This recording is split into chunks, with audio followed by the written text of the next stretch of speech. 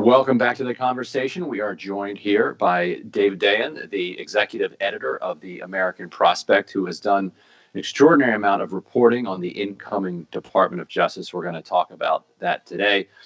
In particular, let me start with something that people might have caught in the news, and that is Betsy DeVos having a kind of white knight moment from the Biden administration. You know, she was ordered by a judge to testify or give a deposition to plaintiffs in a lawsuit alleging that she had unfairly and arbitrarily screwed them around their.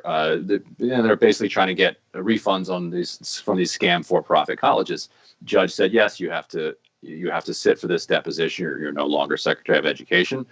The Biden's Justice Department said, oh, not so fast, and went to bat for DeVos. Brian Boynton was the lead attorney on that from the Department of Justice. What do we know about Brian Boynton, and what does this say about Merrick Garland's Department of Justice in the early stages? Well, it's interesting. I mean, Merrick Garland is not the Attorney General yet, but the Biden team is firmly in charge of who is involved in taking over in a temporary capacity the Department of Justice.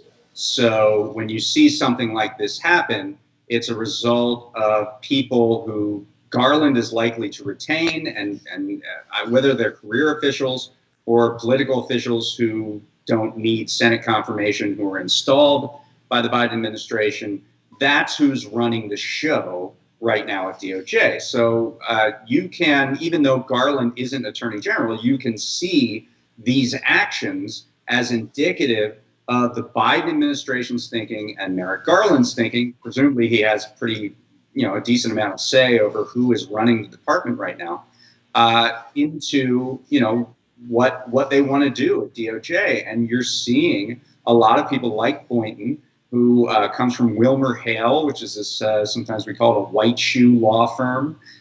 This is a corporate defense firm that has a lot of corporate clients. Boynton, no different in that respect, who was put into this position and could be there for, a number of weeks, if not months. I mean,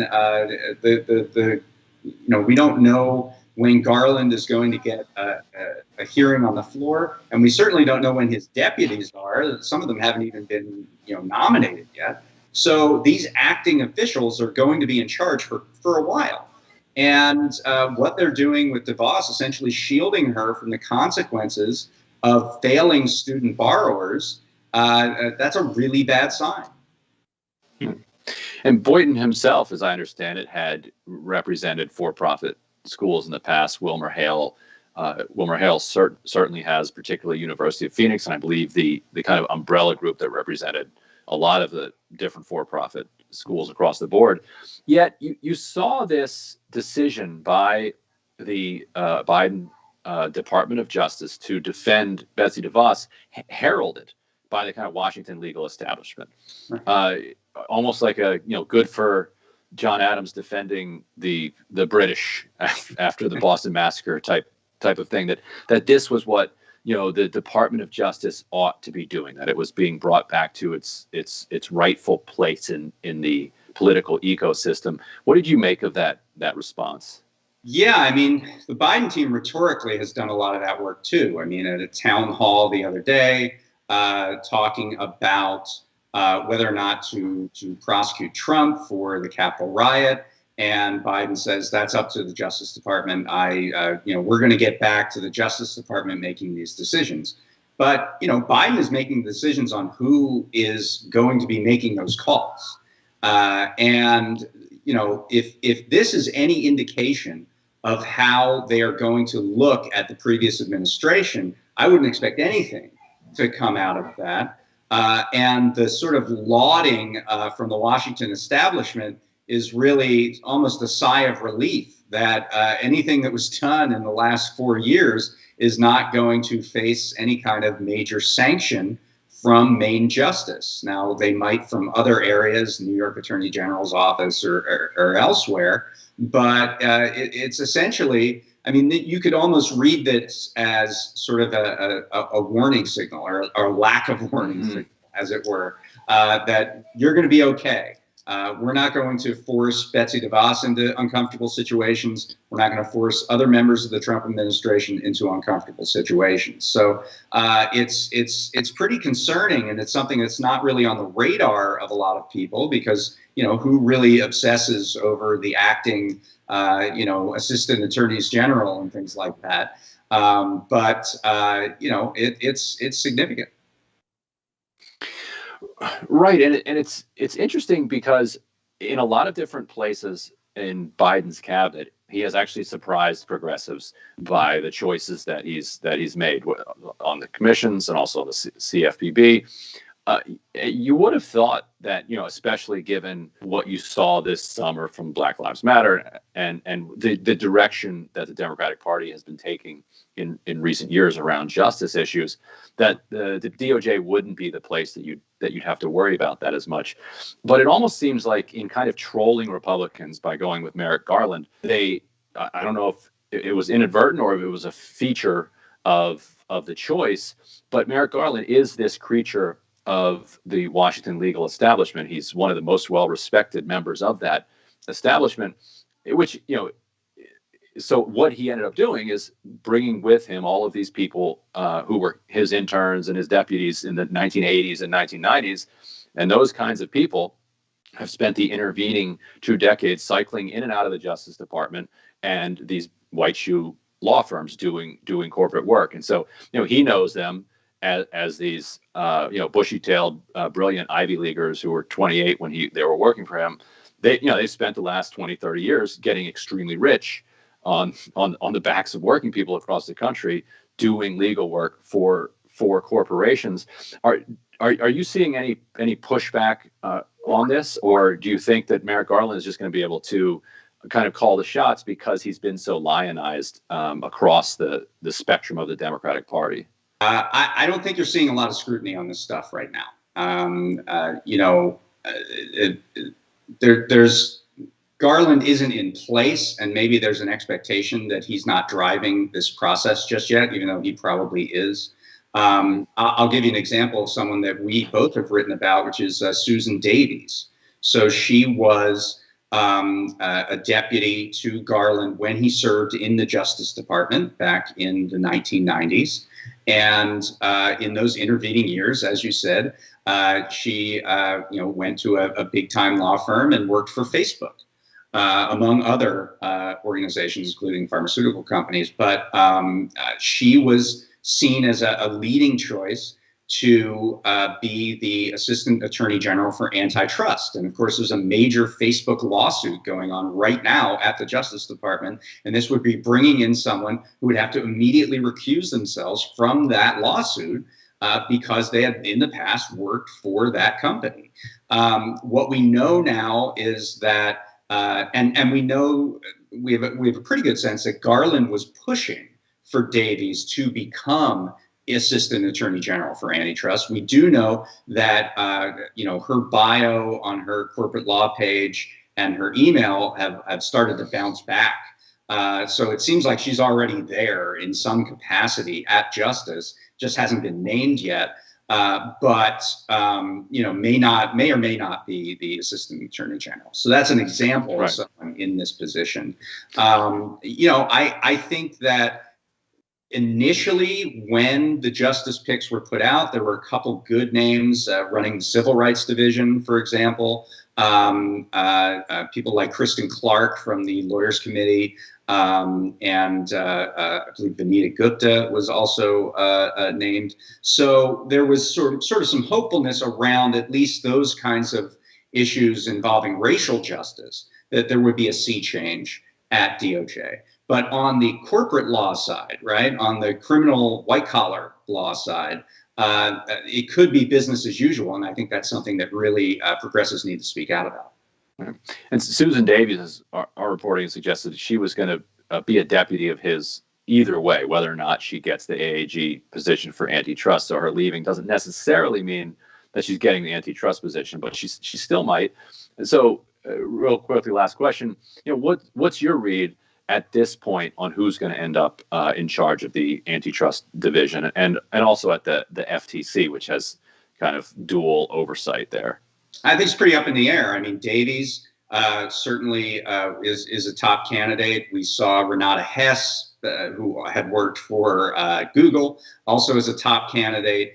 She then sort of dropped out. There's a guy named Jonathan Cantor, who's more of a progressive reformer on these issues, who might get that job. But it's kind of under question. And antitrust reformers have done a pretty good job of being in that fight and trying to model who is going to get that position. Other ones might not be as other parts of the Justice Department might not have as much scrutiny, and therefore you get what you get. All right. Dave Dayen, thanks so much for joining us on the conversation. Thank you.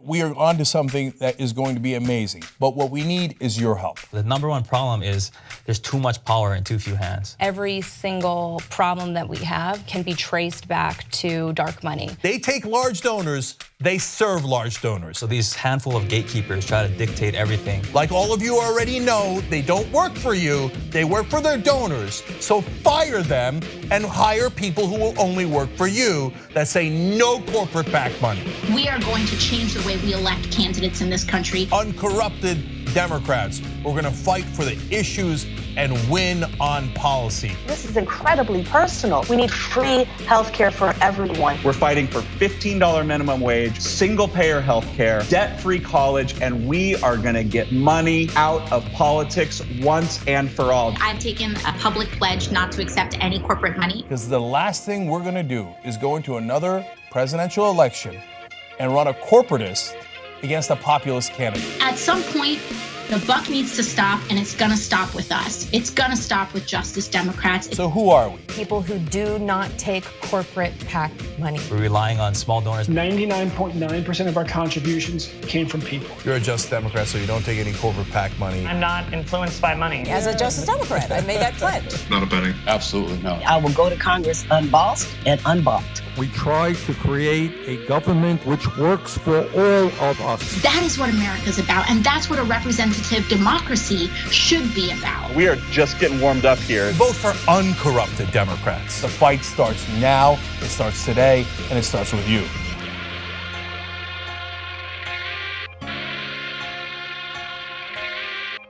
I've been honest with him. Like, yeah, I was upset with you and I shouldn't have done it. But instead I was like, I'm just trying to protect my engagement ring.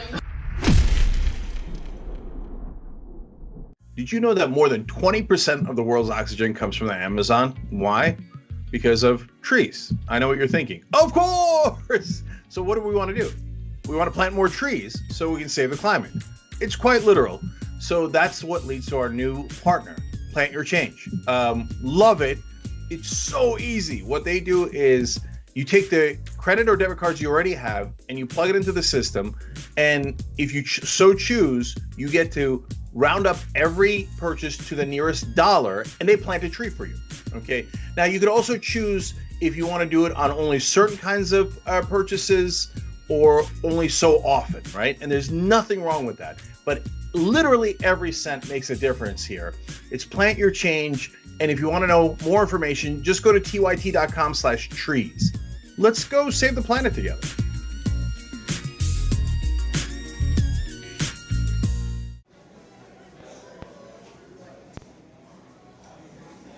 Now, top. No. No. No.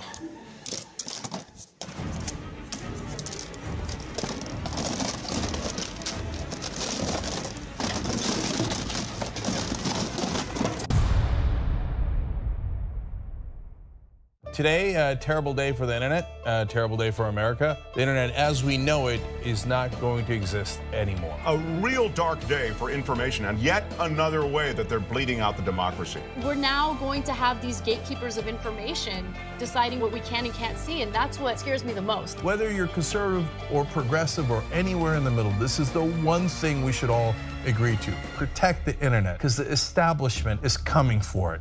Don't let them destroy the internet.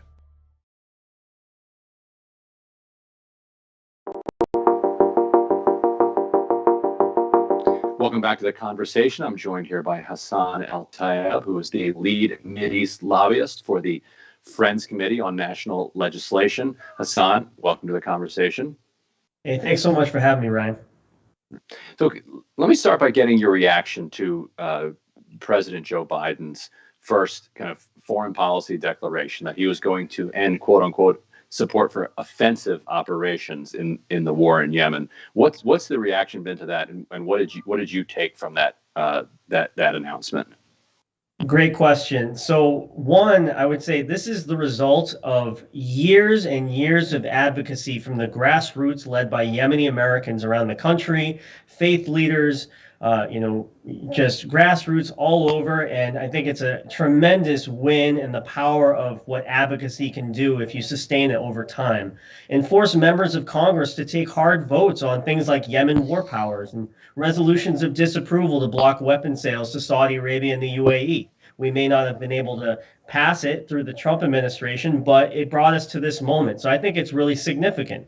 But it also, there are a bunch of remaining questions that we have. What does offensive operations actually mean? Will this include U.S. support, if any, for the blockade on Yemen? Will this include spare parts transfers? So there's some remaining questions. We also don't know exactly what defensive means and what, the original pretext for us being involved in the war in Yemen was a defensive move by the Obama administration. So there's some remaining questions that have to be answered. And we're working with members of Congress and other NGOs to try to get clarity right now. And that's what's needed. Right. There hasn't really been a war that one side has called offensive basically since World War II, which is, if I recall correctly, that's right around the time that we changed the name of the War Department to the Defense Department. That was kind of the signal that we were about to become an empire. So you're right that you can't really draw a whole lot from defense and offense. But is that being too cynical? I mean, how is the announcement being received in the region? Yeah, so I can speak for myself. I'm cautiously optimistic. I think we've moved the Democratic Party. We've moved Republicans as well. And the conversations I'm having on the Hill right now are way different than the conversations I was having 4 years ago. That's significant. The chairman of the House Foreign Affairs Committee, is been consistently putting things out there like joint resolutions of disapproval to block the Saudi weapon sales. So again, just the conversations we're having are just way different. And that's putting us in a good place. I think there's a lot of skepticism in Yemen right now. They say, okay, well, what does this actually mean? Airstrikes are still occurring. There were airstrikes this week. Support for the war doesn't necessarily mean an end to the war. And we also have to restore humanitarian aid. We have to bring an end to the blockade, find a peaceful settlement, a ceasefire negotiation. So much really remains. But these are really critical initial steps that I'm cautiously optimistic about. You're also seeing the UN raise an alarm about a recent Houthi offensive that they're saying could exacerbate the humanitarian crisis.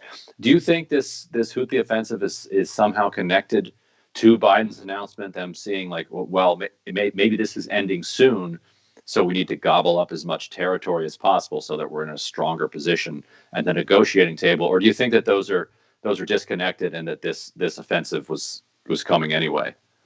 Well, this offensive has been going on for about a year. So I see that in the context of, it's been a long time coming. The Houthis have been trying to take Marib, this oil-rich governorate in Yemen, which is a key stronghold for Hadi and the UN-recognized government in Yemen. So I think, but the fact that it's coming so close to this announcement obviously gives you pause. I think it's a tragedy to see any Yemenis being killed by whether it's the Saudi UAE-led coalition or being done by Ansar Allah, aka the Houthis. And that's why we're doing so much work to try to work through the UN and support UN-led peace negotiations so we can bring an end to this conflict. How does that happen? Like what are the next what are the next steps that are going to potentially actually bring this to an end? Yeah, a really important question. So there's only so much the U.S. can do, but there's still a lot more we can do. One thing that I think is really critical in this short window of time between now and March 1, where the UN is hosting another donor summit to try to, restore and expand humanitarian funding to Yemen, is that we need to end our suspension, our USAID suspension of humanitarian aid that started in March under the Trump administration. So that's one. That's a huge advocacy push right now, and folks can let their members know and their senators know that that we want to see aid restored and expanded to all parts of Yemen. We need to get Tim Lenderking and members of Congress to publicly call out the Saudi UAE blockade on Yemen, which has cut off the flow of food, fuel, and medicine, and which is really perpetuating the world's worst humanitarian crisis. Right now, there are 16 million people on the brink of famine.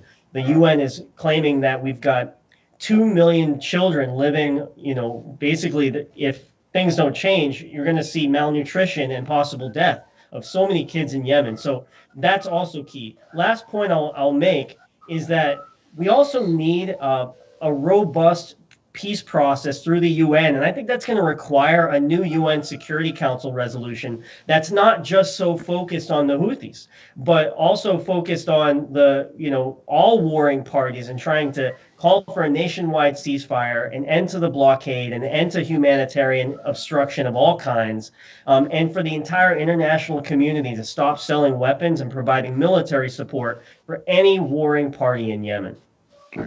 So, speaking of those warring parties, in 2019, United Arab Emirates announced that they were kind of withdrawing troops from the war, but there's no real evidence that they've kind of stopped support of the war in a variety of different ways. How does the new relationship between Saudi Arabia and the UAE, the ostensible allies on here, who are now kind of at loggerheads over the issue of Qatar and some other strategic questions, how does the friction between those two play into how this is going to unfold? That's a good question. It sort of remains to be seen in some ways. You had the Riyadh agreement that sort of brokered a settlement between the Southern Transitional Council, which are backed by the UAE, and the Hadi government, which is backed by Saudis. At one point in the war, they were both using U.S.-made weapons to kill each other, which it's kind of that I've heard people say that Yemen is where coalitions, go to get broken apart. And like I said, I think it remains to be seen. We're focused really on the UN-led negotiations. I think it's really critical that we get that new Security Council resolution and that we work with Martin Griffiths to do everything we can to support a ceasefire by all parties and a negotiated settlement that not just includes the warring parties, but includes all parts of Yemeni society. We got to make sure that civil society and women and girls are also at the table when these talks are happening. You also recently had these reports in The Intercept about the meeting between UAE Ambassador Yusuf Al-Otaiba and Representative Ro Khanna, who was a lead sponsor of the Yemen War Powers resolution, in which Khanna said that Otaiba raised his voice at him, yelled at him during the meeting. Otaiba has denied that and has since invited Khanna onto his own podcast to bridge their differences. Khanna has said he will go on, but only if the UAE can force the release of Adel al-Hassani, a journalist, political prisoner held in Yemen. What did you make of that kind of diplomatic dust up between Khanna and Otaiba? It was really unfortunate if the reports are true, and I have no reason to doubt Representative Ro Khanna. He's a person of great integrity, and he's done so much to end U.S. support for the Saudi UAE-led war in Yemen. So, I tend to, believe Ro Khanna is a trusted ally in the peace movement here. And it's really unconscionable that anybody would talk to a member of Congress like that, especially an ambassador from the United Arab Emirates. I think it shows a certain amount of decadence. And I just, I think it's really unfortunate. I think the way Rep. Khanna handled it was, by saying that, yes, I'll potentially go on your podcast if you release this journalist, I think was pretty savvy on his part. And it remains to be seen what's going to ultimately happen. But at the end of the day, the UAE has been a major party to the war in Yemen. They've perpetuated violence. They've transferred U.S. weapons to al-Qaeda affiliates on the ground in Yemen. They've run secret prisons and torture sites. They have plans to annex and occupy parts of southern Yemen. And, they've been supporting airstrikes as well. So it's really important that we do everything we can to hold them accountable and cut off support for their war in Yemen. Right.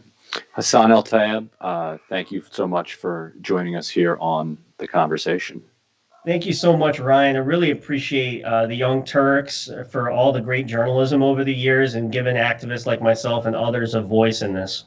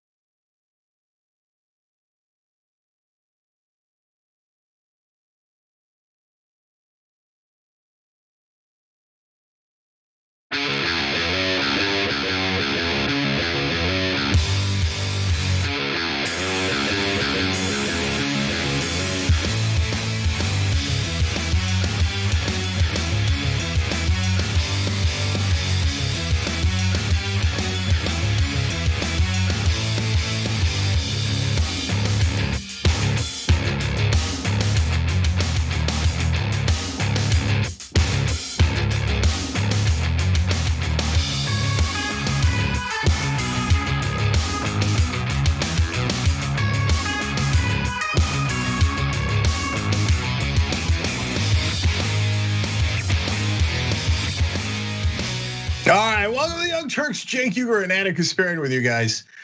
Are we here to save the day? I guess. Does the day need saving? Usually. Oh wait, I just got a text.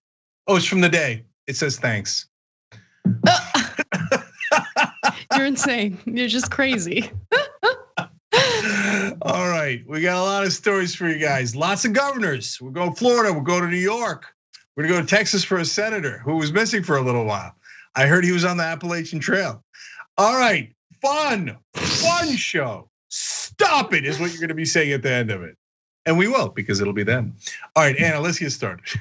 Yeah, Cenk, we got a lot of governors. We got a lot of good ones, a lot of bad ones. Actually, mostly bad ones. DeSantis is one of them. So let's talk about that. Florida Governor Ron DeSantis has decided to steer his coronavirus vaccine distribution to wealthier neighborhoods, and that's led to some backlash. And he responded to that backlash by threatening to refuse distribution of vaccines to areas where the complaints are coming from. So let's start off with the details of what he's doing in regard to this vaccine distribution. He's providing seniors living in two of Manatee County's wealthiest zip codes, giving them special access to the vaccine. So one of them is Lakewood Ranch, and it's important to keep that name in mind because it's a planned community in Southwest Florida that has ties to some of Ron DeSantis's biggest donors, Liz and Dick Uihlein. The governor called the developer Rex Jensen and arranged for 3,000 doses to be delivered to a vaccination site for Lakewood Ranch and other wealthy neighborhoods in Manatee County. Jensen is the president and CEO of Schroeder Manatee Ranch, the parent company of the planned Lakewood Ranch community in Southwest Florida. Now, where do the Uihleins come in? Well, Schroeder Manatee Ranch is owned by their family. While a precise breakdown of family ownership is unclear, family members Liz and Dick Uihlein of Illinois are some of the biggest Republican donors in the county, giving $26 million nationally to more than 60 congressional candidates. In fact, they've also contributed $900,000 to the Friends of Ron DeSantis political committee in 2018 and 2019. And so the commissioner for Manatee County, Misty Servia, is wondering why have these specific areas been chosen? This doesn't make any sense. For the life of me, she says, I can't understand why we would vaccinate the most affluent neighborhoods in the county ahead of everyone else, especially the underserved neighborhoods and large numbers of manufactured home parks in our community. So she's basically saying like there are poorer parts of Manatee County that we could be focusing on right now. And it's strange that Ron DeSantis isn't going in that direction. But he doesn't take kindly to any type of negative feedback or critique. And so he put out this threat.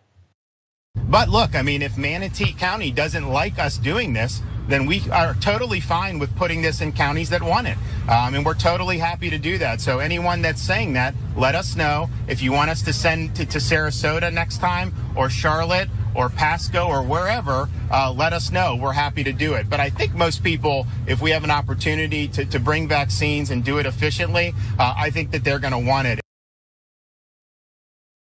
So Cenk, this is the kind of story that's right up your alley because nothing infuriates you more than money in politics. And this is just such a prime example of how people's lives don't matter, especially when you have corruption playing a role in the decision-making by these lawmakers. All right, so let's keep it 100% real here. So the Uihleins gave $900,000, as Anna told you, to DeSantis. $900,000 in campaign contributions. Now, does anyone who is not a reporter or a Republican or a corporate Democrat think that that was just for their health? Well, in a sense, I guess it was. It was for the health of their businesses. So understand that the community that got the extra vaccines, the properties are owned by the Uihleins. And this county got 3,000 extra doses that it was supposed to get. And DeSantis personally ordered that they get the extra doses. And the pop-up sites happen to be right next to their properties. What an amazing coincidence after they bribed, gave a campaign contribution of nearly $1 million to Rick DeSantis. Everybody knows, even if you're a conservative, you're the most right-wing Florida guy in the world, right? You know that's a bribe, and then they got their return on their investment. Now everybody knows you go to the Ulan properties, don't worry, you get special privileges. The politicians will do you favors. If you're poor or middle class in Florida, and even if you're a Republican voter, oh God, even if, who cares? They don't care about you. The only thing they care about is, am I looking out for my really wealthy donors? And so my favorite part of this story is kind of unrelated. A Republican strategist talking about how DeSantis is going to be a great vice presidential pick for Trump in 2024 said he has great, quote, blue collar appeal. Oh yeah, that guy definitely. Yeah, what blue collar people usually do, Anna, is they help their giant, really wealthy donor, billionaire donors get an advantage over actual blue collar workers. Sure. What an unbelievable myth that these political consultants and their friends in the media helped to spin. But I'm glad that you mentioned what the political consultant said, because there is, in my opinion, a concerted effort by the Republican Party to promote Ron DeSantis for a possible run in 2024. And so I have a few different examples to share with you, starting with a Fox News appearance featuring Matt Gaetz of Florida. And during this interview, he talked about how great Ron DeSantis is. He said that he would make a great 2024 presidential candidate. And then, wow, look at that. That same night, Ron DeSantis also made an appearance on Fox News to boast about how his economy in Florida is thriving and he's made all the right decisions and everyone wants to live in Florida. I mean, just really, puffing up his chest and pretending as if he's been an effective leader when he can't even put a COVID-19 mask on if his life depended on it. And in a lot of cases, people's lives do depend on it. Now, following Trump's acquittal on Saturday, the hashtag Trump DeSantis 2024 started to trend. And then you have, as you mentioned, some of these political advisors and consultants trying to push this message out there about how great he is. The Right Side Broadcasting Network says that the Trump DeSantis ticket would be a dream ticket. And then Mitch McConnell's top advisor, a guy named Josh Holmes, is saying that Ron DeSantis is having a moment. And hopefully it's just that, a moment. But to be quite honest with you, when it comes to potential Republican candidates, I mean, is there really any good option? It's just that Ron DeSantis is very Trump-like in the way he handles any type of criticism, right? I mean, what you saw in that video where he's essentially threatening any of the critics by refusing to distribute the vaccine to those areas is exactly what you could expect from Trump, right? No apologies. Very transparent about his wrongdoing, but refusing to take any responsibility for it. So, I think that Trump has certainly emboldened that kind of behavior, and Ron DeSantis has taken it and run with it and is running with it. And it appears that some Republicans really like it and they're promoting him as a result. Yeah, so we showed you that video of him putting on the mask. I know it's silly, but it's fun. I'm gonna get to a serious point in a second. But that was in the middle of the pandemic. And apparently he'd never put on a mask before. So normally the mask goes like this and you put it behind your ears. Almost all of you know that, right? Look at what he does. Over his head and then one ear. Why would it be one ear? Why would it be one ear? When you get to one ear and it's coming around like this, that's when you go, oh wait, I did this wrong and I'm on camera. This is really embarrassing. I gotta figure this thing out. Okay, all right. Now, Matt Gaetz in promoting DeSantis said, well, he's doing such a great job in Florida. Quote, there's a lot of Florida envy right now. Okay, well. No, I assure you there is not. Okay. There is not. Matt Gaetz, congratulations. You're the first person to ever say the words Florida envy, because it's never existed, okay? And look, I lived in Miami, I love Miami, but everybody knows, even the whole world knows what is going on with Florida. Why does every insane story come out of Florida? There ain't no Florida envy. But now back to the important stuff. So Liz Uline is obviously one of the Ulines here who gave the $900,000 to DeSantis, and by the way, the $26 million to Republicans. I mean, they're not just bribing DeSantis. What do you think $26 million from business owners is to a politician? Everyone knows it's a bribe, unless you work in politics or media. Anyway, Liz Uihlein, I'm quoting Sun Sentinel here, was also one of the biggest critics of the anti-COVID-19 lockdowns, calling the pandemic overhyped. Oh, it was overhyped until it might affect you, in which case you called up one of your corrupt cronies and like, hey, DeSantis, right now, Ronnie Boy, remember when we bought you? Give us extra vaccines, and definitely before poor or middle-class people. Wait, I thought you said you were overhyped. Do you want money again? Shut up and do as you're told. DeSantis like, yes, sir, yes, ma'am, right? And that's why they love him in the Republican circles. They're like, oh, that bitch will do anything for money. So that's why he's a rising star among Republicans. By the way, where do the Uihleins get their money?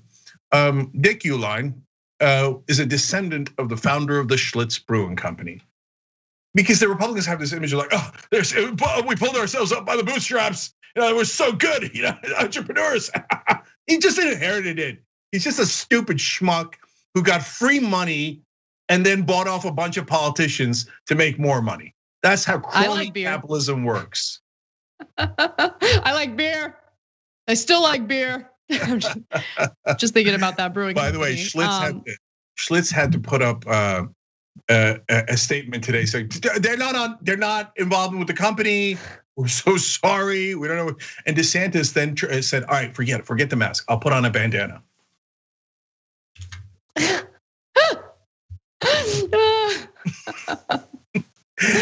Man, dude, Florida, please, come on, guys. All you Cubanos in Hialeah, like, come on, really? I know you guys don't like socialism, but really, this guy, stop voting for people like Ron DeSantis. Please do better. He doesn't care about the poor Cubans in Hialeah. Let me just tell you that. Okay, by the way, this is socialism. It's socialism for the rich. The rich get a lot more than anyone else, and it's a give out. What is it? It's a give out of our money and our vaccines to the people who bribe the politicians. By the way, this is about Trump, and you can get it at shoptyt.com. Had to throw in a little plug there. I know you, of course you did. All right, well, let's move on to the next story, please, because we have more on governors in the country. So let's talk about Cuomo. So things are not looking so great for the governor of New York because an assemblyman from New York is alleging that Governor Andrew Cuomo threatened to, quote, destroy him if he didn't show the governor support after it was discovered that Cuomo had concealed the real numbers of coronavirus deaths in nursing homes, as much as 50%, by the way. And so Assemblyman Ron Kim, who's had some policy disagreements with Cuomo in the past, says that he got this phone call and received some threats from Cuomo as a result. Let's take a listen to what he's alleging. I was one of 6 lawmakers in that private meeting for 2 hours with Secretary DeRosa when she accidentally told us the truth, that there was a cover-up and fear that the information would be weaponized against Governor Cuomo. That moment, I had to tell the truth and I had to let the public know what happened. And Governor Cuomo called me the next day at 8 p.m. while I was about to bathe my kids. I was with my wife, and for 10 minutes, he berated me. He yelled at me. He told me that my career will be over. He's been biting his tongue for months against me, and I had tonight, not tomorrow, tonight, to issue a new statement, essentially asking me to lie and asking me like I heard and I saw a crime the other day. And he's asking me that I did not see that crime. This is what he said. Are you a lawyer? That's the first question he asked. And I said, I'm not. Then you must have not understood what my secretary told you. She didn't say any of that. She said, we have to work on the federal government first and then the state. That's what she said. Go back to your staff and the speaker's staff, draft a statement and issue that tonight. Not tomorrow, do it tonight. So he goes on to say that Cuomo said, we're in this business together and we don't cross certain lines. And he said, I hadn't seen his wrath and that he can destroy me. He also said this, no man has ever spoken to me like that in my entire life. At some point, he tried to humiliate me, asking, are you a lawyer? I didn't think so. You're not a lawyer. It almost felt like, in retrospect, he was trying to bait me and anger me and say something inappropriate. I'm glad I didn't. And so what he was referencing in the beginning of that video was, meeting with lawmakers from the state of New York. And that's where DeRosa, secretary working for Governor Cuomo, basically admitted that there was some worry of a federal investigation, which is why they were concealing the coronavirus death numbers coming from nursing homes. And they intentionally put out numbers that undercounted deaths by as much as 50%.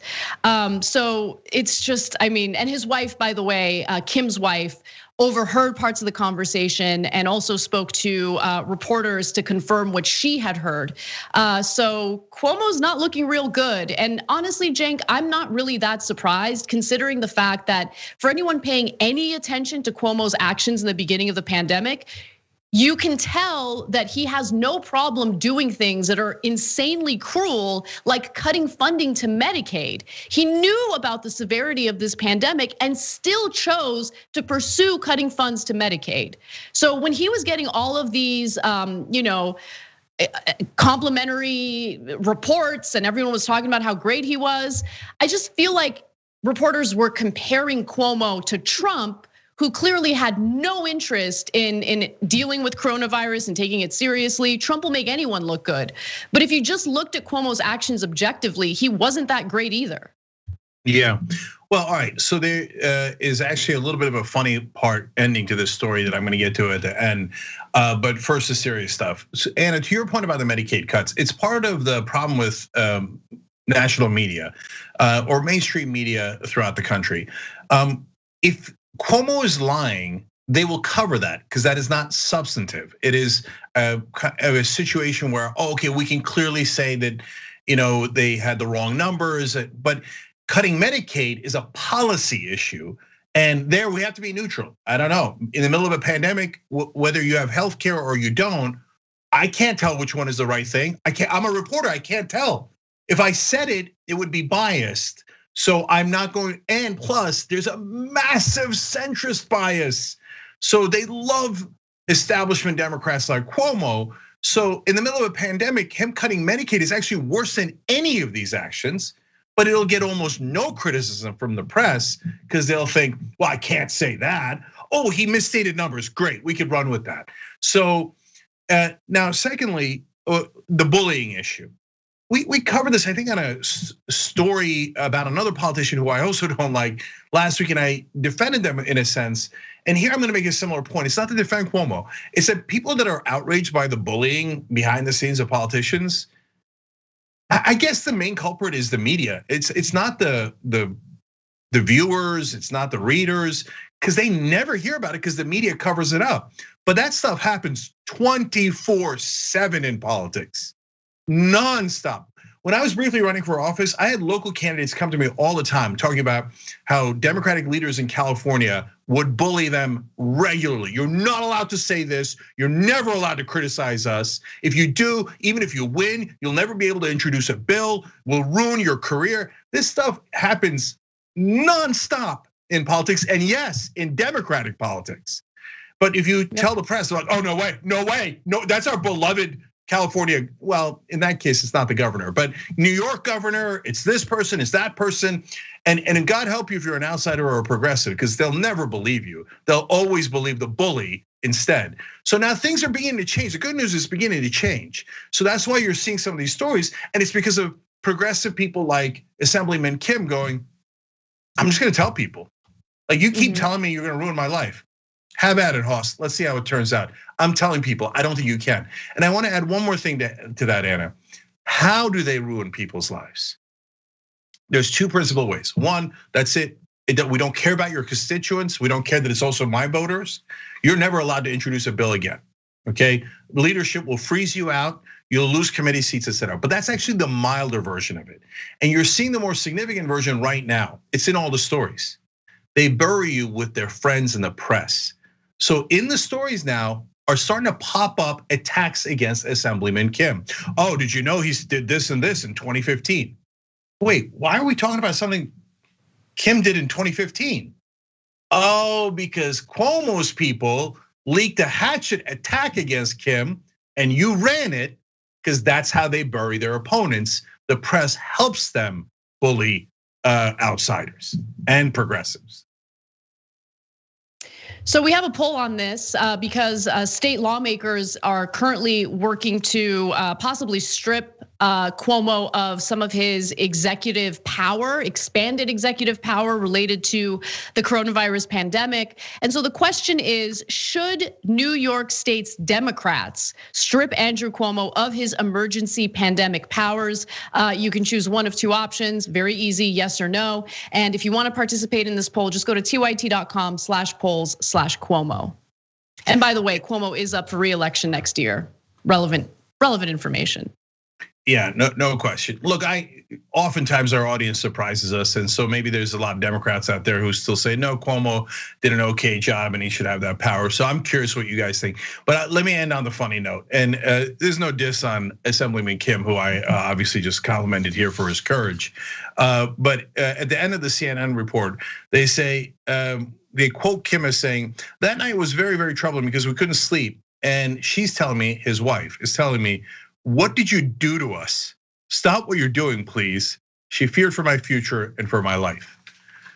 I'm not sure I would have said that quote about my wife in a situation like this. I know what he's trying to say, which is that we felt significantly threatened, but stay strong, Kim family. And the reality is, as long as you expose them in a big enough way, they won't be able to do anything to you because they're usually hit you by using the press without anybody seeing it.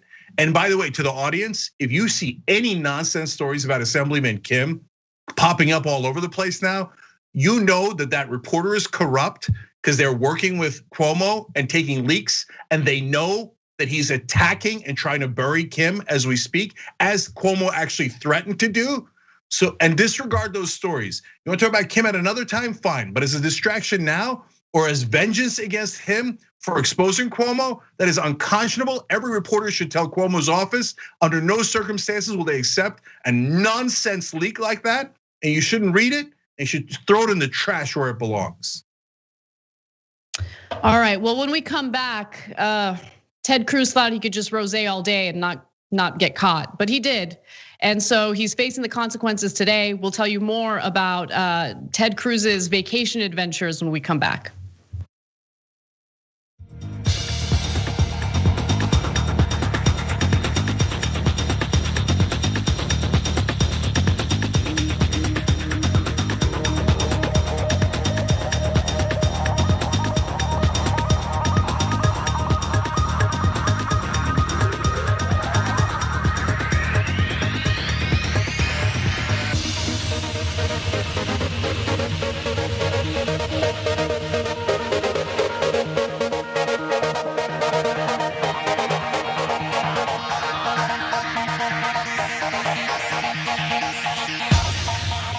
Back on the during the break, read your comments. Let's go to the member section. Meg writes in, Cenk must have an IV of Too Strong Coffee.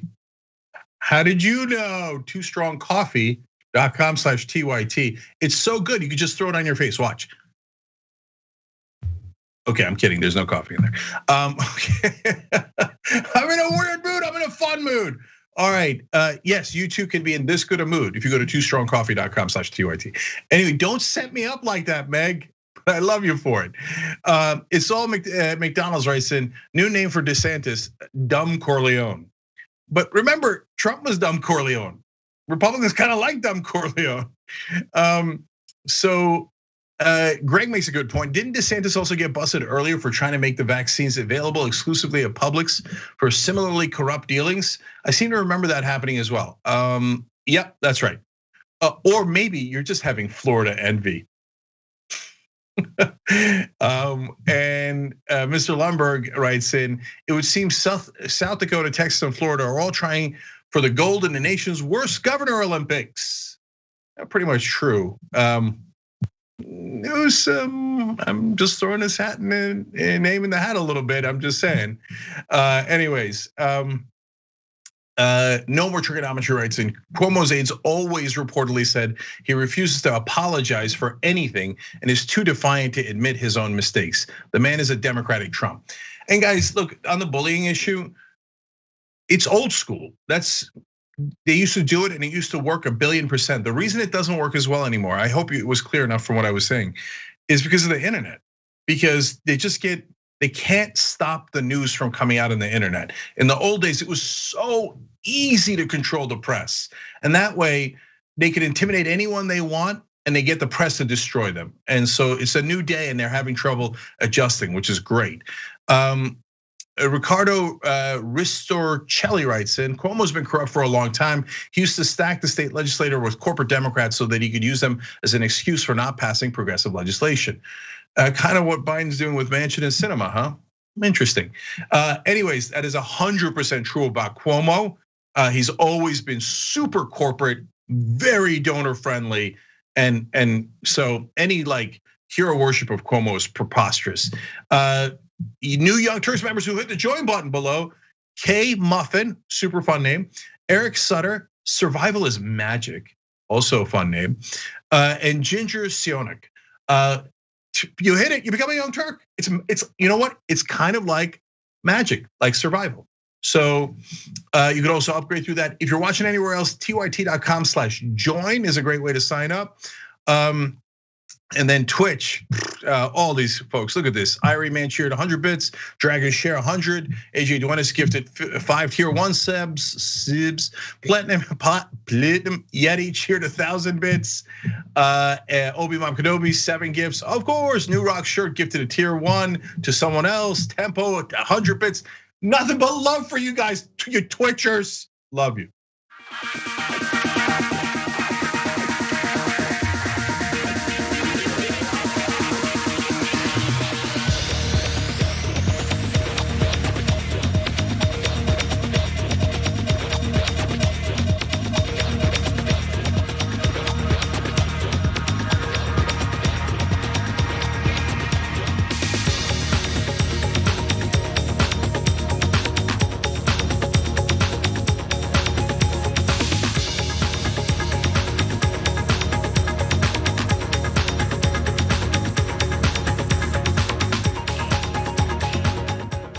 All right, back on TYT, checking it out with you guys. I'm gonna do a quick promo. Did you know the damage reports on TikTok? How fun is that? TikTok, not just for Anna Kasparian anymore. I mean, I know that she dominates there and people are talking about it. They actually are. But anyway, but John Iadarola and the damage report is also on TikTok now. So check that out. All right, Casper, what's next? Can't hear you. Can't hear you. Sorry.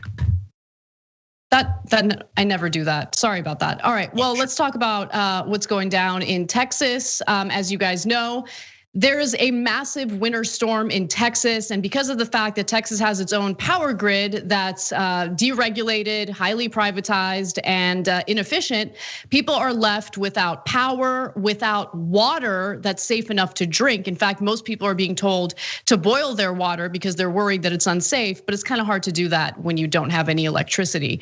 But former Texas Governor Rick Perry thinks that his opinion still matters and is speaking on behalf of the millions of Texans who are now dealing with the ramifications of privatized utilities.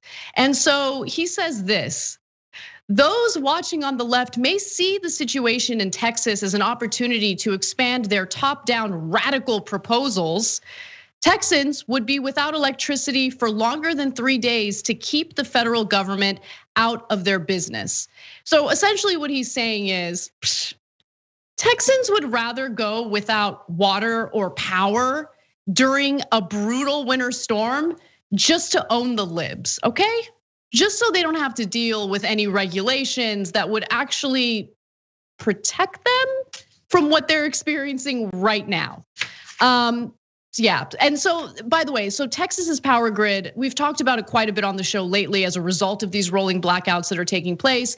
But it's run by the Electric Reliability Council of Texas, or ERCOT, and it occupies a unique distinction in the United States in that it does not cross state lines, but more importantly, it's not under the oversight of the Federal Energy Regulatory Commission. And Texas allows these companies, these energy companies, to essentially regulate themselves. They get to decide how they distribute energy. They get to decide all of that.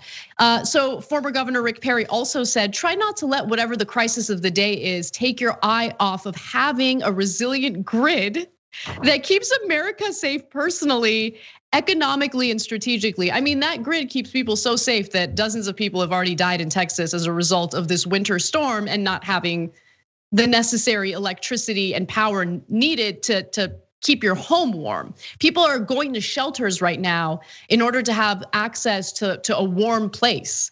It's just been a complete and utter disaster. And Rick Perry's like, oh, we're really owning the libs, aren't we? Okay. Yeah, quick side note on this, and then I'm gonna read you some important quotes. Folks like Joe Rogan went down to Texas because they're like, I don't want any stinking government of California interfering with me. I'm gonna go to Texas where they got no government. How's that working out for you, Joe? I hope you're not complaining to the government right now, because #freedom. Okay, so look, I thought about that too. Sorry, you opened that can of worms, so I'm gonna comment on it. I thought about that as well. And to be sure, I mean, clearly Texas has its issues. But let's also be real. California has serious issues as well. I mean, think about the power companies like PG&E that refuse to update its equipment because they want to cut costs. They want to make sure that they make as much profit as possible. And when downed power lines led to massive wildfires in the state, and the company had to deal with lawsuits, guess what Newsom did? He bailed the companies out. He bailed PG&E out. Taxpayers, meaning taxpayers, did that. So, and by the way, obviously we have a huge homeless population here. There are all sorts of issues in California as well. So, I know that people want to point fingers, but let's also just be truthful about how right now there's a lack of effective governing in every state, and California is no exception. No, but let's be clear. I'm pointing two fingers, okay? I'm not taking anything away. So first of all, it's one of the problems is underlying in both California and Texas, which is corruption. So PG&E, it was a giant donor to Democratic politicians, and then Democratic politicians bailed them out. They start fires nonstop. There's never any accountability. And by the way, what did Gavin Newsom do in California? Oh, we got a coronavirus pandemic. It's a great opportunity to serve my donors. So he gives a giant contract to Blue Shield, his #1 donor. So, and what did the governors of Texas do, including Abbott and Rick Perry? Nonstop corruption, nonstop deregulation of the fossil fuel industry. Who are their top donors? It's the same exact problem. But layered on top in Texas is the second problem of this so-called ideology where they say, oh, government sucks and we shouldn't have any. And then when government doesn't work and things break down and people start freezing to death and 16 people are already dead, they go, oh, can you believe it? It's AOC's fault. It's Green New Deal's fault. Green New Deal doesn't even exist. It's not in any legislation. AOC has nothing to do with Texas. No, you morons deregulated the industry. And this is so important, guys, you need to understand this. And Perry's still bragging about it. Oh yeah, we deregulated. We let the companies handle it instead of the government, man, because we believe in freedom in Texas. No, you believe in bribery in Texas. You deregulated so they could save costs. So when you deregulated, the government, there was no cops on the street. There's cops for you. If you're a minority, you're poor, you're middle class, cops will come crack down on you. But if you're a giant corporation that bought off the government through crony capitalism, no cops on the street. So why did this break down, guys?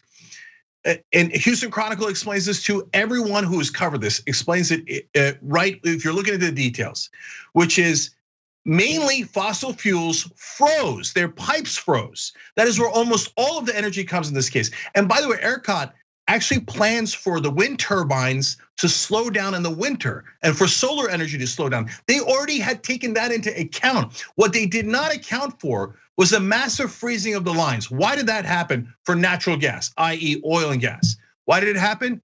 Because they refused to insulate them to save money. So the crony capitalism bought them a bunch of corrupt Republican politicians, which they used to save money on insulating the pipes.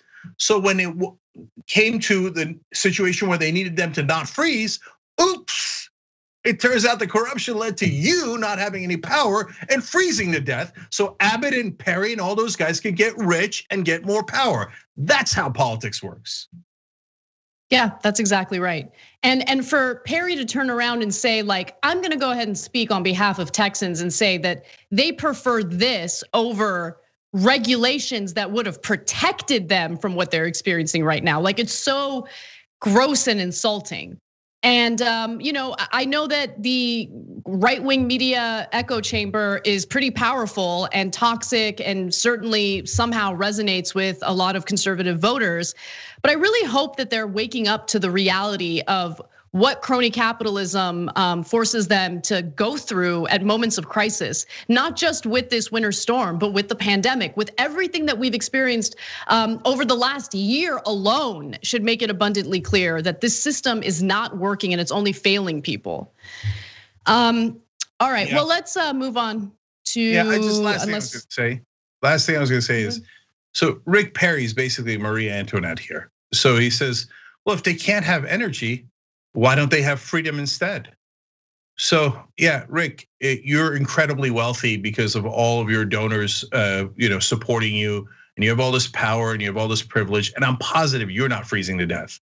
But the last thoughts of the 16 people who died wasn't, oh, thank God for my freedom. So we have a pretty awesome story about Ted Cruz. So let's discuss. While millions of Texans have been suffering without power or safe drinking water in some cases in the middle of this brutal winter storm, Texas Governor Ted Cruz decided that it would be a great time to lay on a beach in Cancun, in Mexico. Apparently, Republicans want to blame Mexicans for stealing our politicians as well. And so this story in the beginning was not confirmed. There were suspicions that Ted Cruz was leaving the country to go on a nice little vacay while his own constituents were suffering. And then all of a sudden, more and more evidence started coming in, including this photo of him in a first-class lounge doing what politicians do best: lounge, relax, go on recess, take a load off. But it still wasn't confirmed that this was the right picture. I mean, is it confirmed that it's a current picture? What if it's a picture from a previous vacation he went on?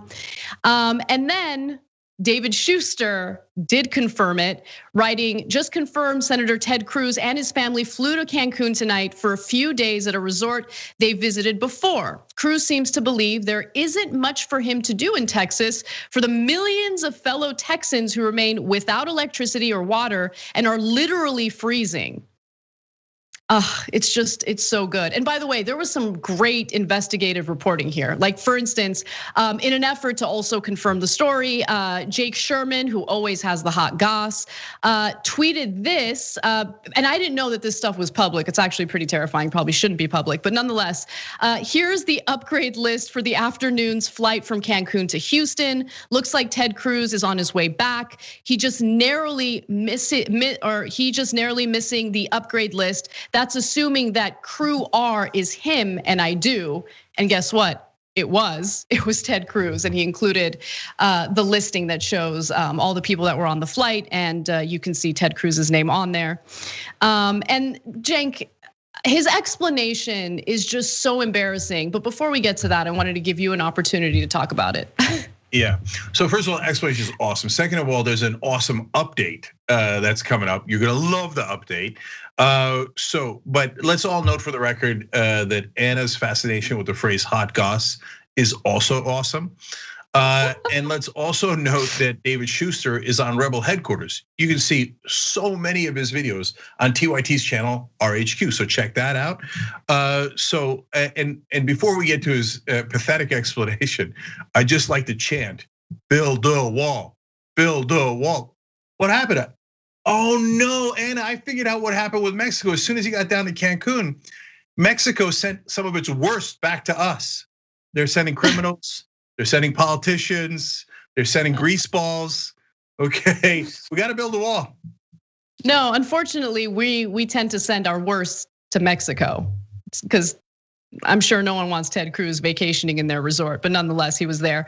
But he returned home quickly as soon as there was evidence and confirmation that he had left town to go vacation while his constituents were suffering. More on that in just a minute. But he did provide what is possibly the worst excuse of all time. Let's take a listen to that. Texas is going through horrific storms, and millions of Texans have lost power and lost heat and have been hurt. And our family was among them. We had no heat and no power. And yesterday, my daughters asked if they could take a trip with some friends, and Heidi and I agreed, so I flew down with them last night, dropped them off here, and now I'm headed back to Texas and back to continuing to work to try to get the power on. What's happening in Texas is unacceptable, and a lot of Texans are hurting. No, there's no family member that he's unwilling to throw under the bus for his own political career. He'll do it he'll throw his wife under the bus. We all know about that. He'll, certainly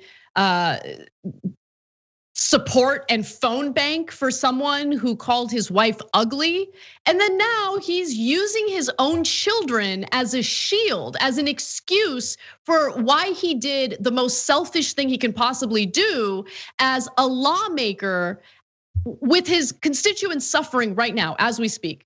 And there is an update to that in just a minute. But remember, he just made it appear as though he didn't really go on a vacation. That he's been here and that he's just trying to be a good dad. That is not the case at all. I have evidence of that. But before we get to it, Cenk, go ahead. Okay, I mean, I love this. I was just gonna go to Kroger's, drop off the kids for like 5 minutes, and then come back. Who flies to Cancun to drop off the kids and wife and come back? That's not a thing that anybody does. He's not an Uber driver. He went on vacation, of course. But guys, the most important part of this is that it was not pre-planned. Cruz said it himself. Oh, they had a week off, and they put out a statement about this earlier too. His daughters had a week off because of the storm, so they decided to go down to Cancun because of that week off. That means Cruz. It wasn't like, oh, look, we planned this like 4 months ago and I didn't want to disappoint my family. It was like, oh, everybody's suffering? Win, perfect opportunity to go to Cancun. They used the storm as an opportunity to run away to Mexico. And Cruz was 1,000,000,000% part of that. I mean, look at this shaggy defense, by the way. Wasn't me. Well, so who was it, Ted? My daughters made me do it. Okay. Yeah. Oh my God. But we all know how pathetic Ted Cruz is, and we know what kind of a coward he is. And the one thing he doesn't get, and why people don't like the Republican voters, who are generally hateful people, et cetera, and they can be tricked into almost anything, but they don't like Cruz nearly as much as they like Trump. Why?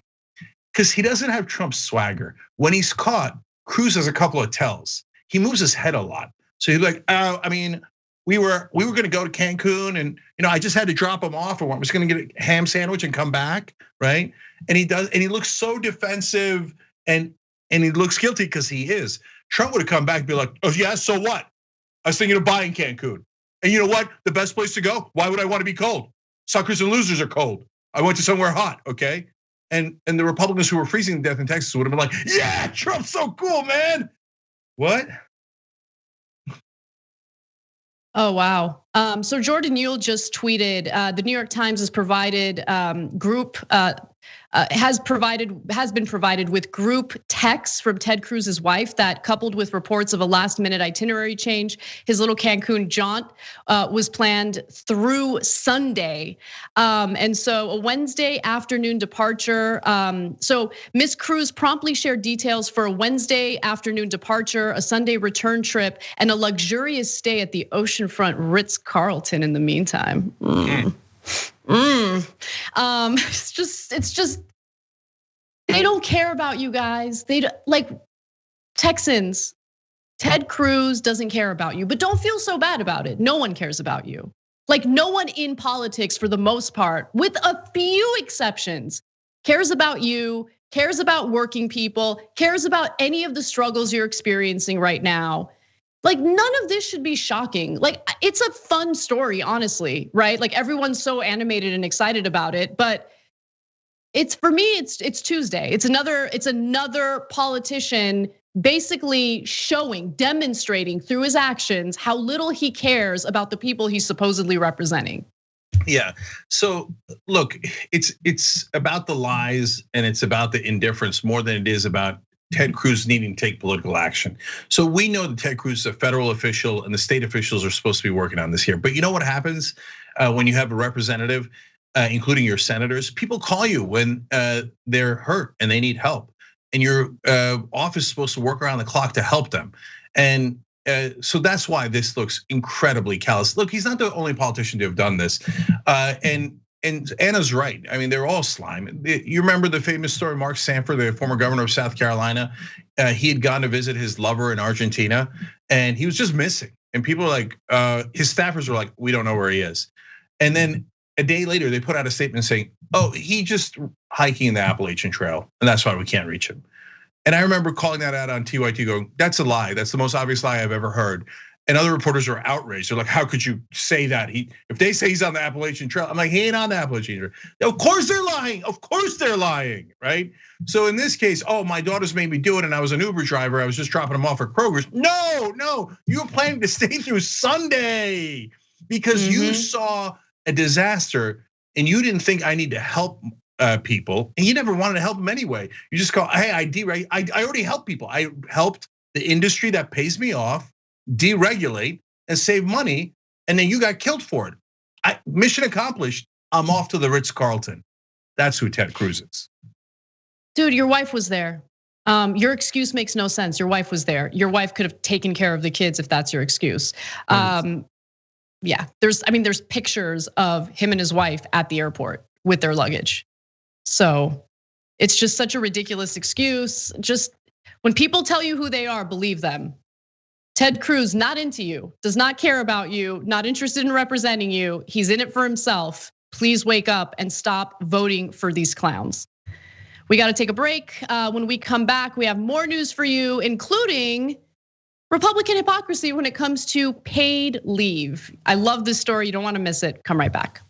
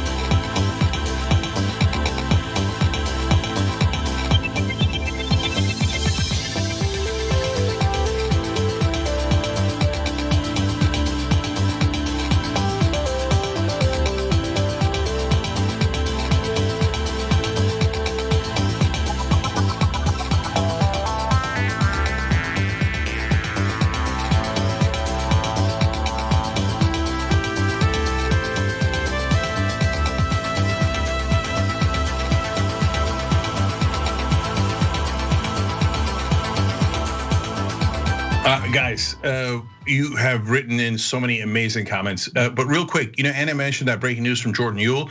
Hello, Jordan Uhl is on the Young Turks. In fact, he's on right after us, after the post game on twitch.tv/TYT. Apparently the legendary Jordan Uhl. So let's do a deep dive and figure it out. So now I'm going to the members, TYT.com. Oh, there he is, deep dive with Jordan. I mean, look, are we all over the news? Schuster, Uhl, I guess. Is TYT Network? Can I just say, yeah, I have a comment on Jordan Uhl.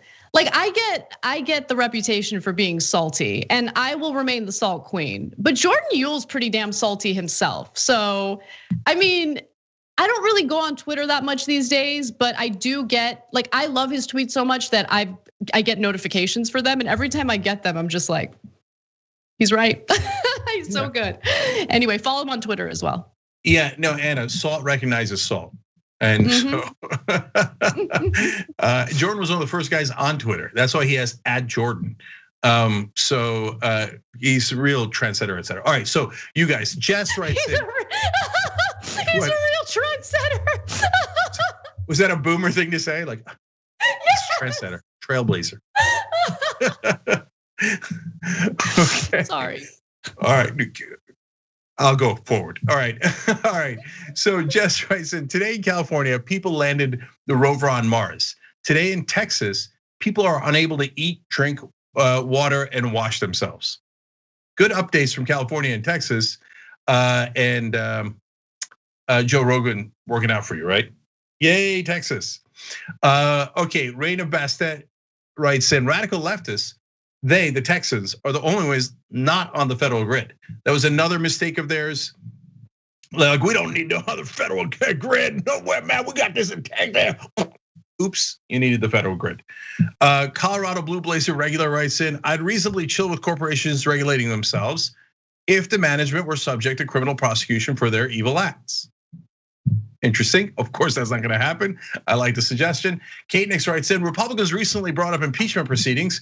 Cuomo's emergency pandemic powers expire in like 2 weeks. Just let it end. Interesting. So I'll check in on the poll to see how folks are voting on that. Crazy Lit Asian says, neoliberalism leading to cuts of infrastructure to the bare bones is definitely bipartisan, be it frozen natural gas instruments with no backup or disintegrating high transmission lines brought down by untrimmed trees. That is unfortunately exactly right. You guys are the smartest audience in the world by a lot. So I love it. TYT.com/join. Breathe Rima says, so, okay, let me get this straight. Ted Cruz dropped his kids off in the country. He's vilified because they're criminals. Sounds legit. See, he never meant that stuff about Mexico either.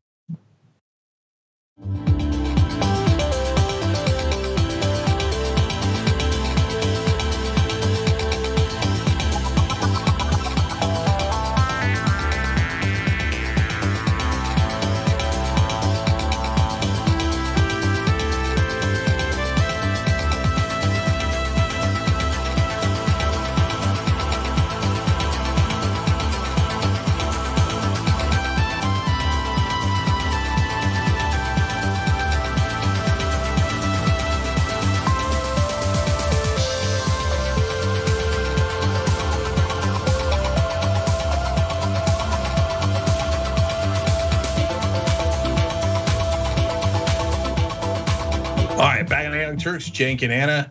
During the break for our audiences on some outlets like YouTube and Twitch, we read some of your comments.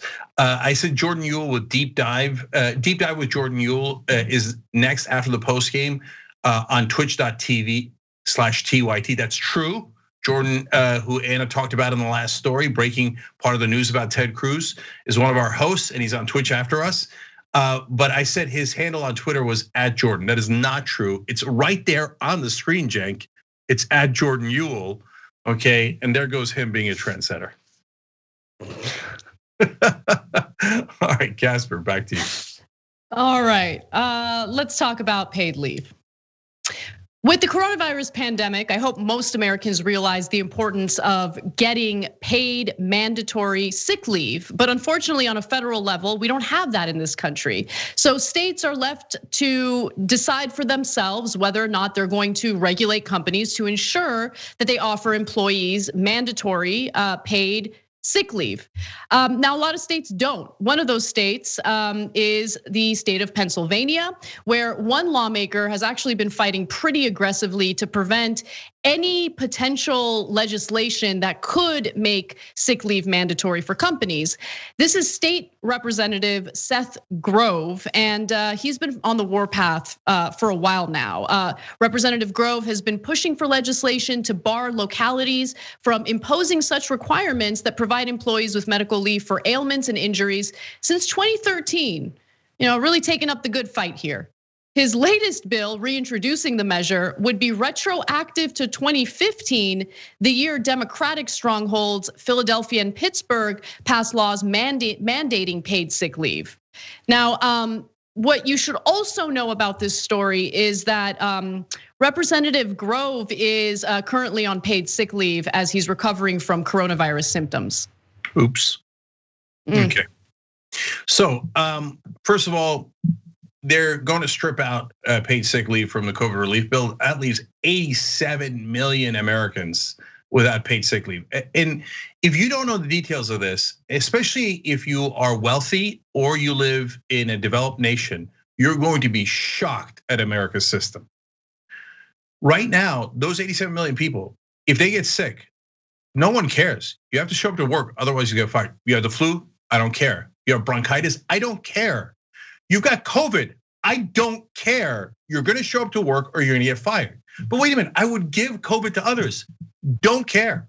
In these preemption laws, they're stripping out even COVID relief. The Republicans fought the piece of the bill that would have earlier, in an earlier legislation at the federal level, would have said if you have COVID, you can get 2-week paid leave. It's not 2.5 months of paid leave. They're making it seem like, oh, now they all of a sudden, if you're sick to the point of nearly dying, they want a day off. Bunch of socialists. No, we don't do that here in America. We drive you back into the fields and the mines and the plants, and we make you work at $7.25. And if you give the sickness to the rest of the coworkers, who cares? Now, do you know that among lower wage workers, about 73% of them don't have sick leave? You know how much of the higher paid workers in America, the white collar workers, don't have paid sick leave? Only 5%. So if you're in a white collar job, they don't even understand this. They're like, I bet you, I swear to God, you talk to executives, if they're not making those decisions, they're just a rando executive, and you told them that other people don't have paid sick leave, they wouldn't believe you. They're like, well, what happens if you get sick? Or they make you show up to work. They're like, no, there's no way that's true. And we live in the same country. Yes, and jerks like this, and I'm trying to be as polite as possible. The guy we're talking about in Pennsylvania, he's like, I don't care. No. Real freedom means the freedom to work on your deathbed and be fired if you don't. That's who these Republican barbarians are. They hate you. And this is not about bums. These are all working people. They hate the working class in this country. Look, honestly, every break that workers have gotten in this country's history weren't just handed to them by corporate CEOs looking to do the right thing. They're not gonna do the right thing. They're gonna do what they wanna do in order to provide returns to their shareholders, to make profit, and they wanna cut costs, right? So of course they're not gonna pay for sick leave. They're not gonna wanna do it out of the kindness of their own hearts. The reason why we have the weekend, the reason why we have any, worker or workplace regulations is because it was fought for by organized labor, and we don't have that anymore. I mean, we have a very small percentage of workers who are unionized right now, and there really isn't enough power behind that in order to fight for what we need. And when you couple that with an incredibly corrupt political system, with money in politics, we're gonna lose every time. And so I think it's ridiculous to leave it up to the states to decide for themselves whether or not they're gonna offer worker protections or paid sick leave or paid family leave. You really do need some leadership from the federal government, but the federal government doesn't really care about you either. I think that's pretty clear. They care about their donors, they care about ensuring that they get reelected, and they need money in order to do that. And so they're gonna side against you every single time. Doesn't matter if it's a Democrat or a Republican. And to be quite honest with you, I'm so tired of having the same annoying strategic debates about how the Democrats can accomplish it. They're clearly not serious about it because they're not fighting for it as a party. You might have a few progressives who try to make a stink about it, but at the end of the day, no one is really willing to put all of their energy behind ensuring that we have regulations on a federal level that protect the best interests of workers. Look, Democrats are total losers. Let's just keep it real. So, and they don't mean a word of it. Look, we get proven right 1,000 times over here, and every time people don't get it. Not you guys. You guys get it. But the people in Washington media are paid not to get it. So Democrats, you're really not going to pass paid sick leave. You're going to take it out of corporate leave. They're not. And then when you go to bring it up as a standalone bill like minimum wage, they're going to say, oh, reconciliation, filibuster, hide behind technicalities, and have the media all support you by pretending those technicalities are real. The filibuster is not in the Constitution, is an old relic that was meant to protect lynching. I'm not joking or exaggerating, okay? And so the technicalities are totally irrelevant. Joe Biden could come out and do a press conference. He did a giant town hall the other day, normal patty cakes, right? Now here's what he could do instead. the Republicans don't want you to have paid sick leave in the middle of a pandemic. They say that you should not be able to take one day off if you're a working class man in America. Now you give all that BS mythology fables about, oh, I'm from Scranton, Pennsylvania, I'm regular Joe. Regular Joe stands up for a guy who can't take a single goddamn day off. But what are you doing? Well, Joe Manchin and cinema and reconciliation and a parliamentarian. I don't give a goddamn what the parliamentarian says. You could end the filibuster. You could do executive orders. You can do anything you want. You're the president of the United States of America. He doesn't want the paid sick leave. He doesn't want minimum wage to pass, and he uses all that as an excuse. Now back to the Republicans. This Grove guy in Pennsylvania is part of ALEC. ALEC is a lobbying group formed by corporations. They literally write bills for corrupt, crony capitalist pigs like Grove. And then Grove hands it in. So why do I say that? In this case, he does preemption. Pittsburgh and Philly says, look, somebody's got COVID, somebody's sick. We're gonna allow them sick leave. Not outright, a week, 2 weeks. That's it, right? And Grove gets a bill from the corporation saying, no, that will cut into our profits by about 27 cents.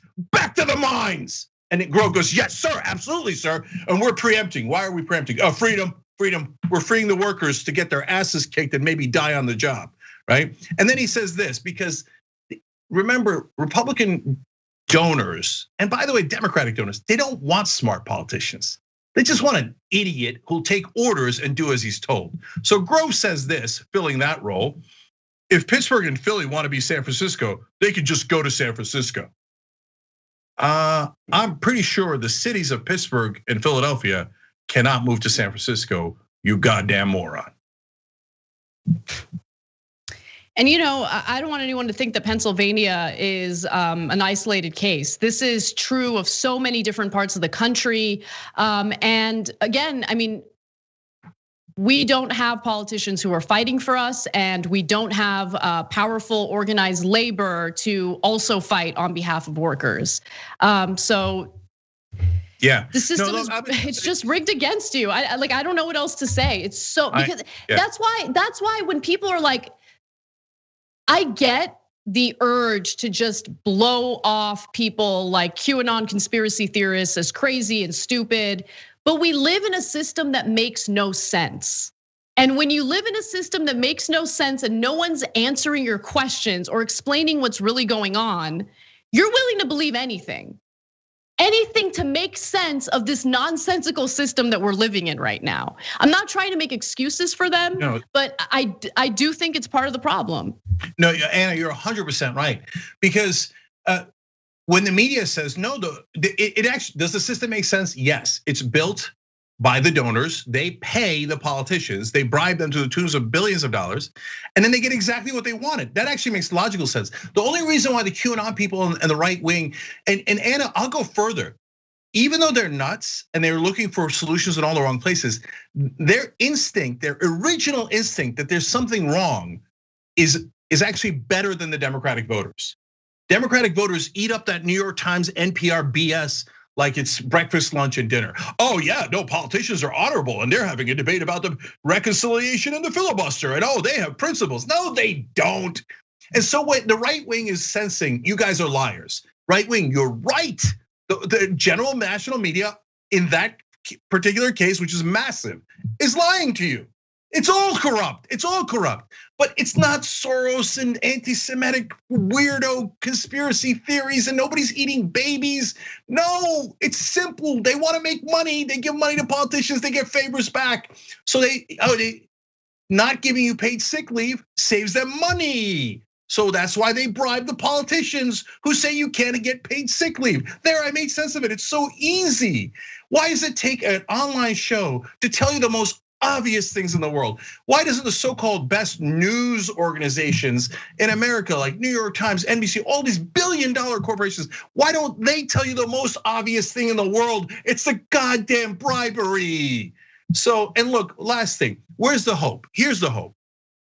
And if this doesn't work, then I'm gonna give up on all politicians, and we're gonna politically just forget about electing people. We're just gonna talk about tearing them down, okay? So, but it's got to work, and being constructive is 1,000 times better. And I have all the hope in the world. NinaTurner.com/hello. Now, why do I say that? I'm not just saying that I like Nina Turner, she's a progressive, all that stuff. Somebody's got to get in there and have the courage to do a press conference and say, Joe Biden, you're gonna take out paid family leave and $15 minimum wage from this COVID relief bill? No, you're not. I'm gonna call you out. You know that you can stop this. Manchin Cinema. Here, let me tell you why Manchin and Cinema are doing it. It's their donors. And if Nina doesn't do that, then nobody's gonna do it. And we're all screwed. But I think Nina is gonna do it. And if she does, she'll rock their world. And by the way, all the progressives in Congress, you could do that now. It just takes a little bit of courage to call out your so-called colleagues. Anyway, NinaTurner.com/hello. There is hope.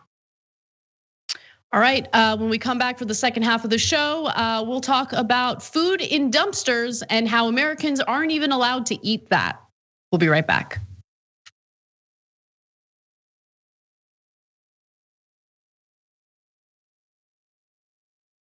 Democrats, they've been so weak for so long. For God's sake, fight for your side. I would not like to compromise with Republicans. I would like to defeat them. Lynn, do you support Donald Trump? Yes, I like Donald Trump. Well, that's why we think you're racist. The 5 black kids in Central Park did not commit the rape. He said, who cares? Keep them in prison anyway. They probably did something. He's a terrible guy. Very fine people on the side chanting, Jews will not replace us. The most important part is we've got to fix it. And fixing it means you have to acknowledge the problem. They don't value black lives. They don't value poor lives. And anyone who's against Black Lives Matter is a racist piece of crap, including Donald Trump and nearly every Republican politician in this country. You're a full-blown racist if you still don't believe it, and you still don't want any reform, and you still don't want any justice. New day in America. Progressives, we actually fight back. Hi, I'm John, and I'm new to TikTok, but about 3 years ago, I started my daily political news show, The Damage Report, because I noticed this trend where every morning I was waking up to this tsunami of news that was just generally dreadful and horrifying and shocking, and I thought that if I could spend my time helping people to navigate this, serving as a bit of a life raft, pointing out which news is important and why, there are worse ways to spend your day. We're not an average news show, and we don't want our TikTok presence to be average either, so feel free to let us know what you'd like us to do on the platform, and maybe give us a follow at The Damage Report. I'm back to gaslighting. Did you and I talk about gaslighting on Old School? Probably. That boss gaslit all his female employees. People who manipulate others like that make you feel like you're the weirdo. Why won't you punch yourself in the face? What is wrong with you? And you're like, oh my God, I feel so bad. Why didn't I just punch myself in the face and poke my eye out? I'm 47 and I just figured it out like earlier this year. You figured out somebody was doing it to you, or that you were that it was that it would have been happening my whole life and I didn't realize it. Right. Hey everyone, Matteo Scarapore here, author of Black Buck, which is Shop TYT's first fiction book ever. I'm honored. So, Black Buck is about a young man named Darren who's living in Bed-Stuy, Brooklyn. He lives with his mom, he has his girlfriend, he has his best friend, he has his neighborhood, and his neighborhood has him. Darren's also working at a Starbucks in Midtown Manhattan. And one day, this man, real suave and good looking, comes in and asks Darren to give him his regular. But for some reason, Darren says no. This man named Rhett Daniels, who's the CEO of a startup called Someone, located on the 36th floor of the same building, is impressed. And he invites Darren upstairs, and then he extends an offer to join his elite sales team. Darren reluctantly joins, and he soon realizes that he's not the only black salesperson there. He's the only black person in the entire company. So he goes through hell and back in order to make it to the top. And once there, he has status, money, power, but he says, you know what? I don't like being the token black guy. So he hatches a plan to help other people of color infiltrate America's tech startup sales teams, redefining what it means to be a minority in the workplace. This book definitely, if you couldn't tell, touches on many things that are relevant to this moment that we're all living in right now. but it's also connected to the many moments in history that have come before today. I hope that you read it. I hope that you enjoy it. And if you want to order a copy, go to shoptyt.com. Thank you, be well, and happy 2021.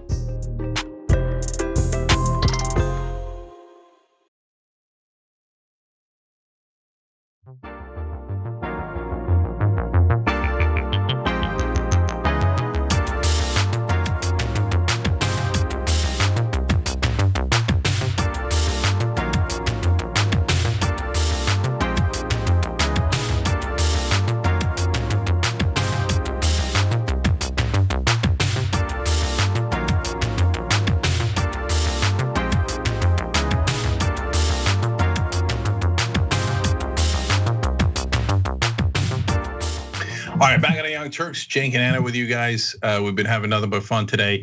In the midst of disastrous stories, of course, as usual. Let's go to Jack for a comment in our member section. In 2011, he wrote in, Texas had the same thing happen with a winter storm. The US government gave them a report about what to do, insulate. El Paso and Beaumont did that, and they've had less problems. The rest of Texas ignored the federal government and said, oh, we don't want no sticking advice. And we don't want you to know like federal grid, man. We do it on our own Texas style. Oh, we're all freezing to death. That was a disastrous idea. Corporations took all the money and we're now freezing. Sorry, but told you. Speaking of told you, I gotta read you the super chat comment from AC. Just YouTubed an old TYT video. Can confirm Cenk did not believe Governor Stanford for a second. Cenk said, quote, I guarantee you Stanford was up to no good. Stanford. And what do you think? I was playing? I'm not playing. Okay, of course, that's what I said. But I love that you confirmed. You should all do that. No matter what you're watching or reading, make sure you confirm. All right, Casper. All right, well, many Americans are hungry as the pandemic continues to tear across the country. The federal government hasn't provided the necessary relief for some. You've probably seen insanely long lines at food banks giving out food to people in need.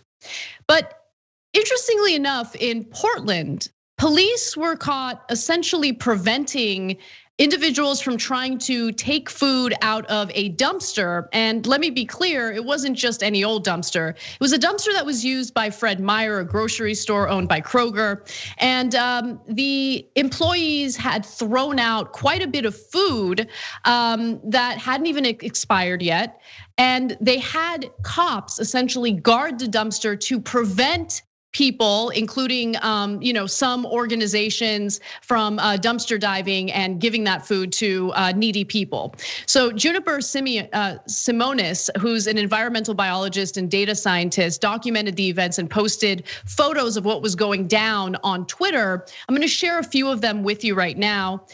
When I arrived on at the Hollywood Fred Meyer in Portland this evening, I was greeted by 12 Portland police officers who were apparently guarding 2 dumpsters full of food that mutual aid organizations were trying to distribute and hungry folks were trying to eat. Now, some of the food wouldn't even expire until March, just to give you a sense of how this food was totally fine. It's not like it was old, moldy food that would be dangerous to eat. Simonis added that most of the food looked okay since the cold temperatures outside were keeping it cold and preventing it from spoiling. She also writes this, and a brave soul ventured in to retrieve some strawberry lemonade won't expire until March. The second dumpster, by the way, was completely full, just to give you a sense of how much food was being thrown out. And I was like, okay, that's a lot of food, but I was not prepared for what I saw in the orange dumpster. This is the orange dumpster, it was basically full. Now, in a statement, Fred Meyer said that they threw the food out in an abundance of caution. There have been power outages and because of like winter storms. And so possibly as a result of that, they wanted to throw the food out of an abundance of caution just to make sure that none of it had spoiled. And there is a law, let me be clear, there is a law in place in Oregon. It's by the Oregon Health Authority that requires licensed grocery store facilities to throw out all food at risk of spoiling to prevent potential foodborne illnesses in the event of an outage. But honestly, that being said, I just think like, I get that the law is the law, but it's also frustrating that there's no room for human judgment at all. Like, let's call the cops and have the cops spend their time guarding dumpsters with food that's perfectly fine, isn't gonna expire for at least another month. People are hungry. It makes no sense. And I don't know, Cenk, maybe you disagree with me on this, but I just think that if people wanna eat food and they wanna take that risk, let them take that risk. And I think humans can judge for themselves whether or not the food is safe to eat. Like, you can kind of tell. Yeah, so look, I think there's two things here. One is they're worried about the law, but more important than that, they're worried about lawsuits. So, they're not gonna get arrested for this. And certainly given the context of it, they wouldn't get fined or anything along those lines if they gave it to food banks. There's no way they would get fined, right? Especially in Portland, Oregon. But could some unscrupulous person come by and pretend to get hurt by it? And are there lawyers who would take that case and sue them? Probably. So that part I get. There's also another part of it too. If you give away the food, if you're a restaurant or you're a store, after the store closes, well then the logic is then people know and they'll wait for you to close or a situation like this, and they won't buy your food. That's another reason that they throw it out. So, and that's of course more disturbing. But honestly, we really don't know of those different reasons why Fred Meyer made the decision that they made. But to me, the second part of the story is more important. I mean, this is nearly a perfect description of America 2021. So some people, America for the last few decades, actually, to be honest with you. But yeah, it's gotten so bad that it's like in your face all the time. So yeah, definitely. Yeah, 100%. I mean, so some people have so much that they guard the things that they're throwing away in case you're gonna get any of them without them making a profit, right? And others are diving into dumpsters out of desperation to grab food that is thrown away. And that right there is unfortunately the America that we've known for quite some time. So America wasn't supposed to be like this. I mean, if there's all the mythology about, oh my God, the land of milk and honey and all this opportunity. If you saw the reality of it, people desperately trying to get into dumpsters for food, the cops blocking them on behalf of people trying to make a profit from them while they're throwing away all of it. It's got a little, again, Marie Antoinette and the worst days of the French royalty before the revolution. Let's take a break. When we come back, we recently covered a story about bots and everything on Twitter, but there is also a problem with people posing as minorities and immigrants just to post pretty awful and racist things. Well, a university professor got caught doing that. We'll give you the details of that story and more when we return.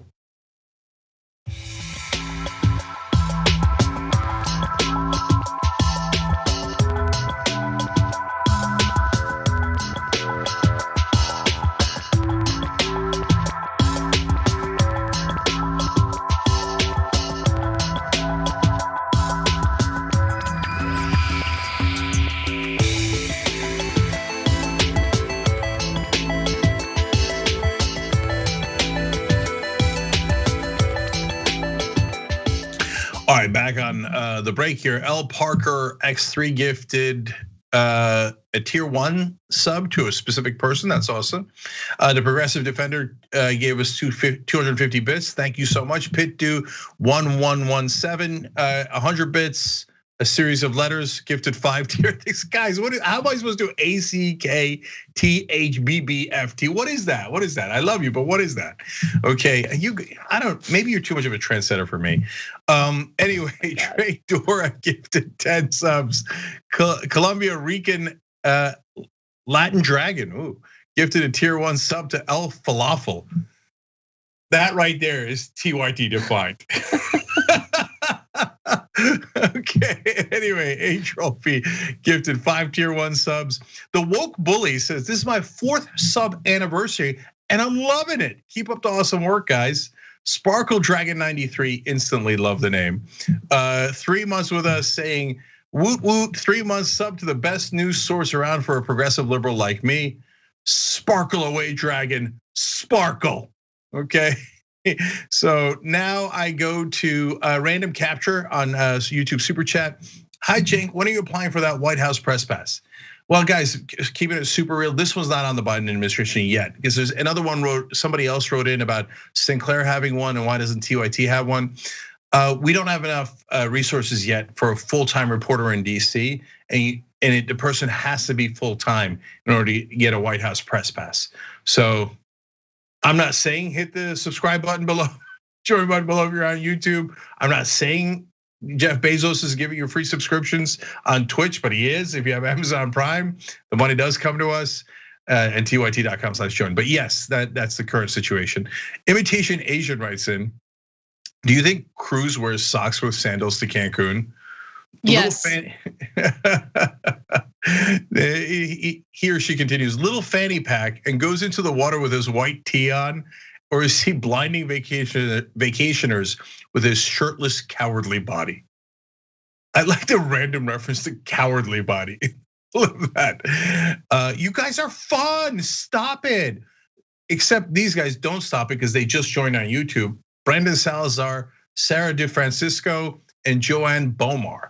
All right, you guys are nothing but awesome juice. All right, I'm gonna give you one that's a little unfortunate but true, or two in that same category. In the Ethernet wrote in our member section on tyt.com, the well-to-do liberal class are afraid to look truth in the face. They don't like rocking the boat, and they are most concerned with maintaining their generous piece of the pie. God, that one hurts because it's so true.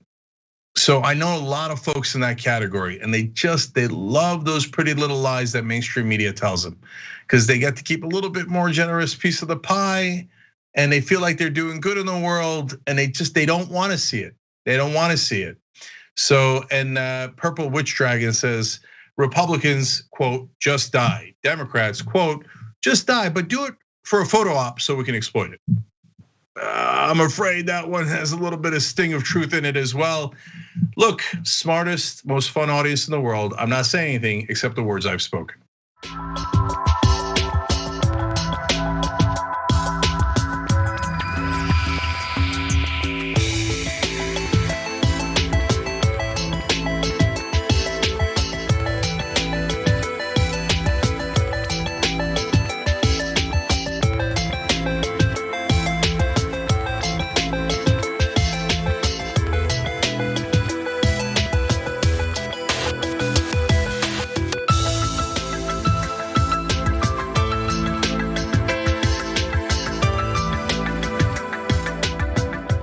Back on the Young Turks, Cenk Uygur, Ana Kasparian. Are we having fun? I guess. You definitely are having a lot of fun. You're hopped up on something. I don't know if you're microdosing or what's going on, but you need to stop that party attitude. Too much trend setting going on today's show, Cenk. All right. Is it the twostrongcoffee.com/TYT? I guess. Should you be liking and sharing this stream on YouTube? Yeah. Okay. Definitely. All right, Casper, what else we got? All right. There's all sorts of nefarious stuff going down on Twitter, and there have been people who've gotten caught in the past posing as either Black people or other minorities just so they can post awful racist stuff. And now we're learning that a white male faculty member from the University of New Hampshire did the same and has resigned after getting caught.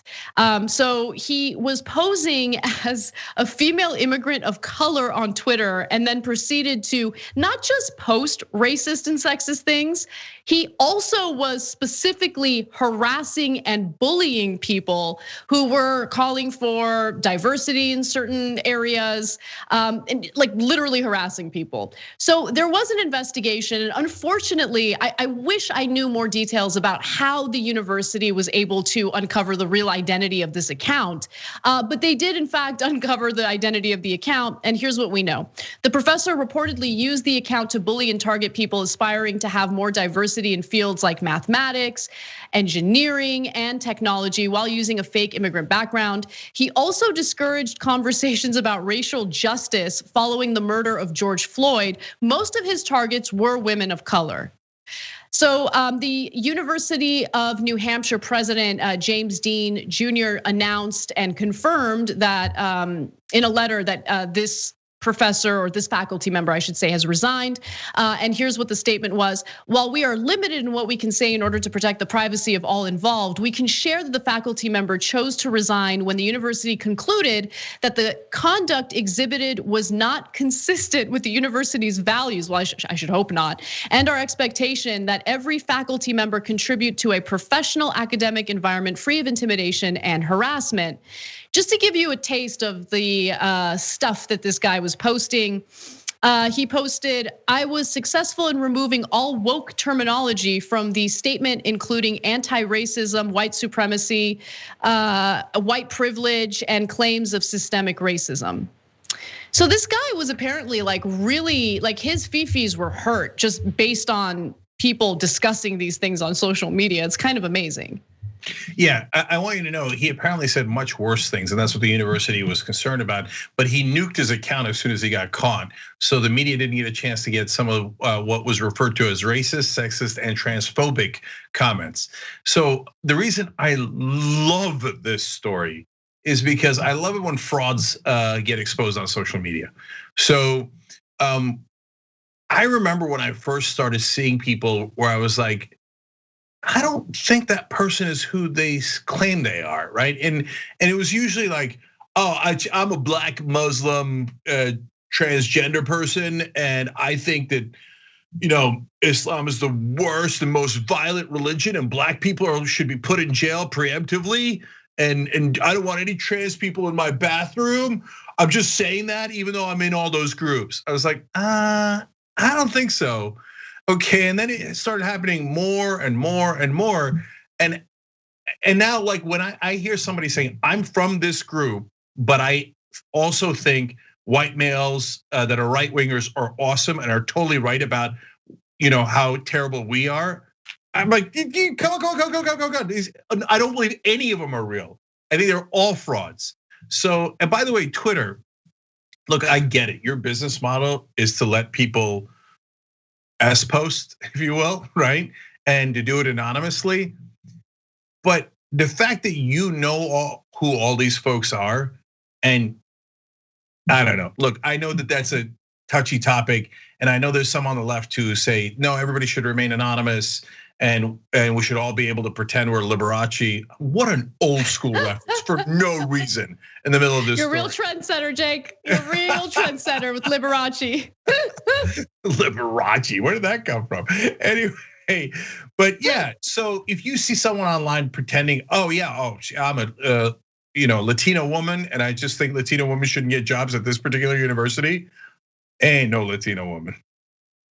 No, Cenk, I think we should always take those kinds of accounts seriously. In addition to accounts that were created literally a week ago to push some propaganda that's coming from the right wing and make us think that it's actually coming from a true progressive, someone who genuinely supports Bernie Sanders and Nina Turner, but just happens to think that we should work with Oath Keepers and Boogaloo Boys because they're our real friends and they're going to help us achieve Medicare for all. We should believe those accounts too.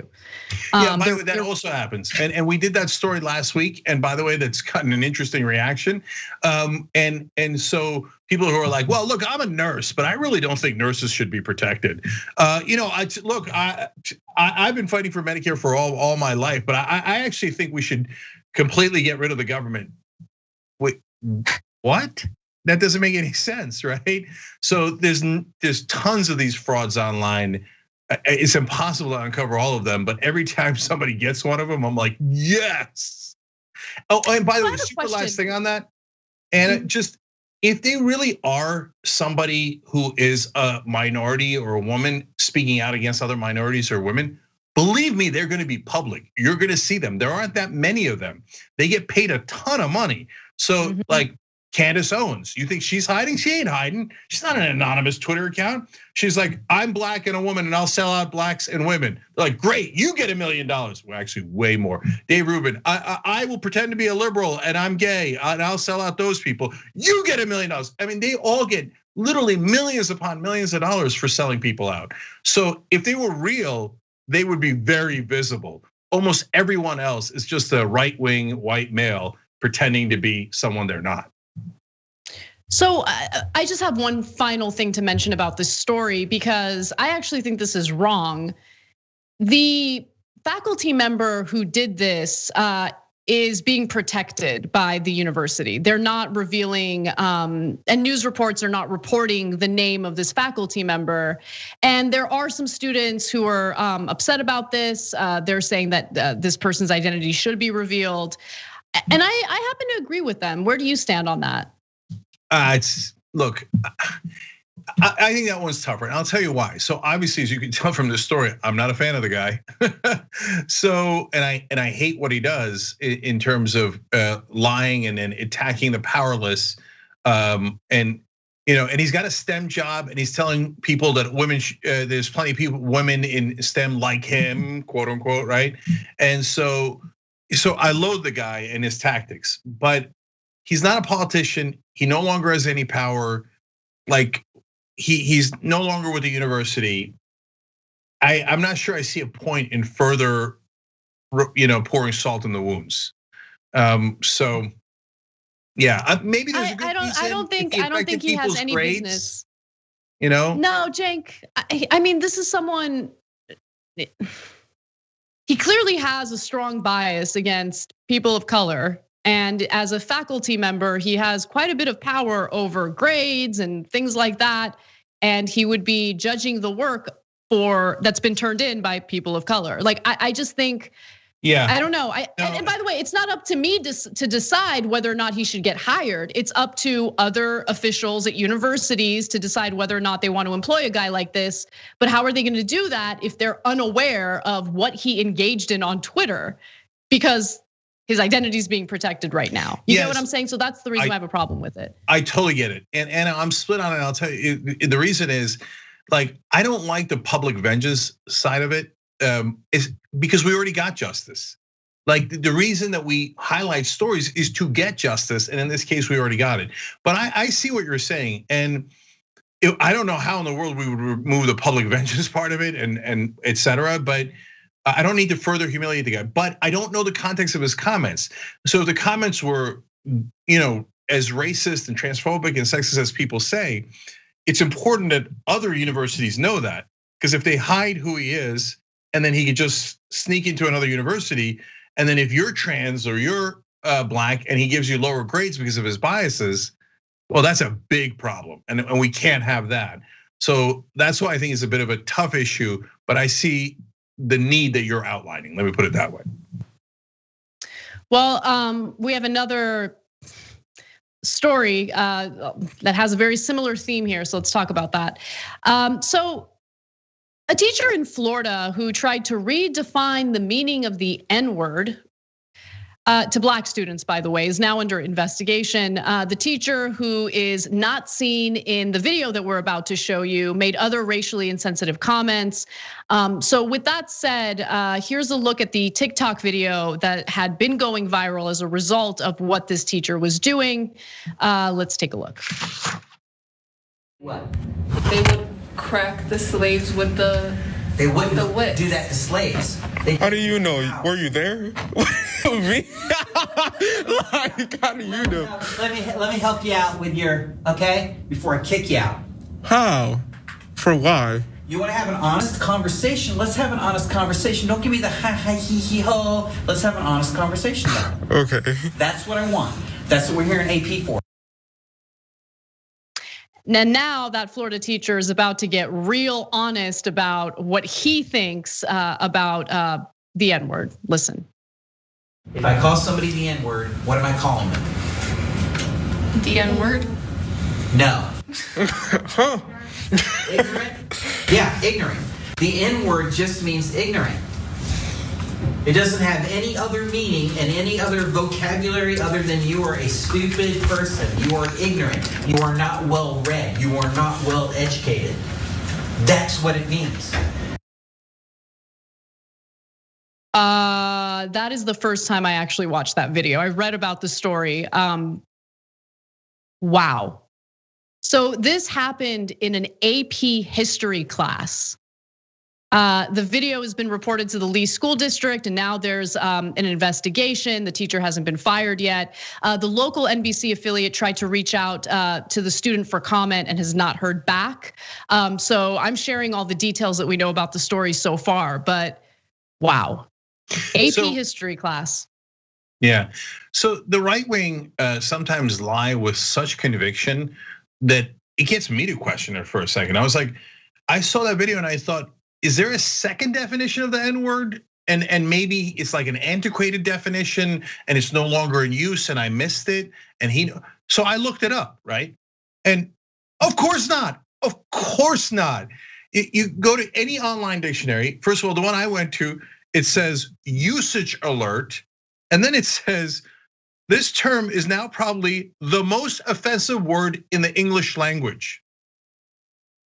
Oh yeah, no, it just means ignorant. It's not a reference to anything else. And then of course the definition is derogatory term towards African Americans. Of course. The only time ignorance is ever mentioned, and I'll give it to you in the second definition, it says, a contemptuous term used to refer to a person of any racial or ethnic origin, regarded as contemptible, inferior, ignorant, etc.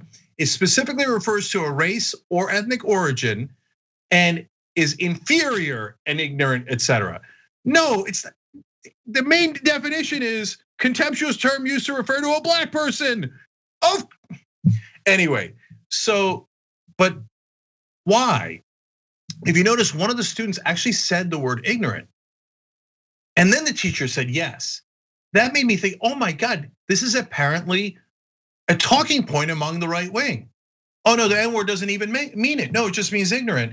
And the media has been lying to you, wink, wink. The dictionary has been lying to you, fake words. Why? Because they want to use it. They've been using it their whole lives. They love it and they can't let it go. So now they're making up nonsense. Look, the revisionist history of racist is overwhelming in this country. You go down to the South, and I've been all over the South. There's tons of stores where they sell stuff like, the Yankees don't know how to read, they don't know history. Civil War wasn't about slavery. It was about states' rights to own slaves. I got you. No, you didn't get us. You're an idiot. Of course it was about slavery. What the hell was the state right for? Was it for peach cobbler? Anyway, now you can tell how deeply racist that teacher is, because it wasn't just about the N-word. He said, oh no, the slave owners never whipped the slaves. You're teaching history? You're teaching AP history. No, he should be fired instantly. Forget like the racist stuff, don't forget it. But he should be fired because he's not actually teaching history. He's teaching some weirdo right-wing alternate reality and not doing his job. It's like a math teacher going, did you know that 2, if you look it up, is actually 3? And 2 plus 2 doesn't equal 4, it equals 7. You're fired on the spot because you're not teaching what you're supposed to teach. All right, we got to take a break. But I'm gonna leave you guys with this tweet from Dan Rather. Let's be fair. Dunking on Ted Cruz is sort of like dunking on a 3-foot rim. Damn. Former TYT host Dan Rather. I'm not saying anything. I haven't said a word, but he's trending right now for that tweet. By the way, good. Dan Rather also from Texas, and he, so anyway, that's a long story about his Texas roots. All right, I love it. Keep it going, Dan Rather. I think maybe TYT rubbed off on him a little bit. All right, we'll be back.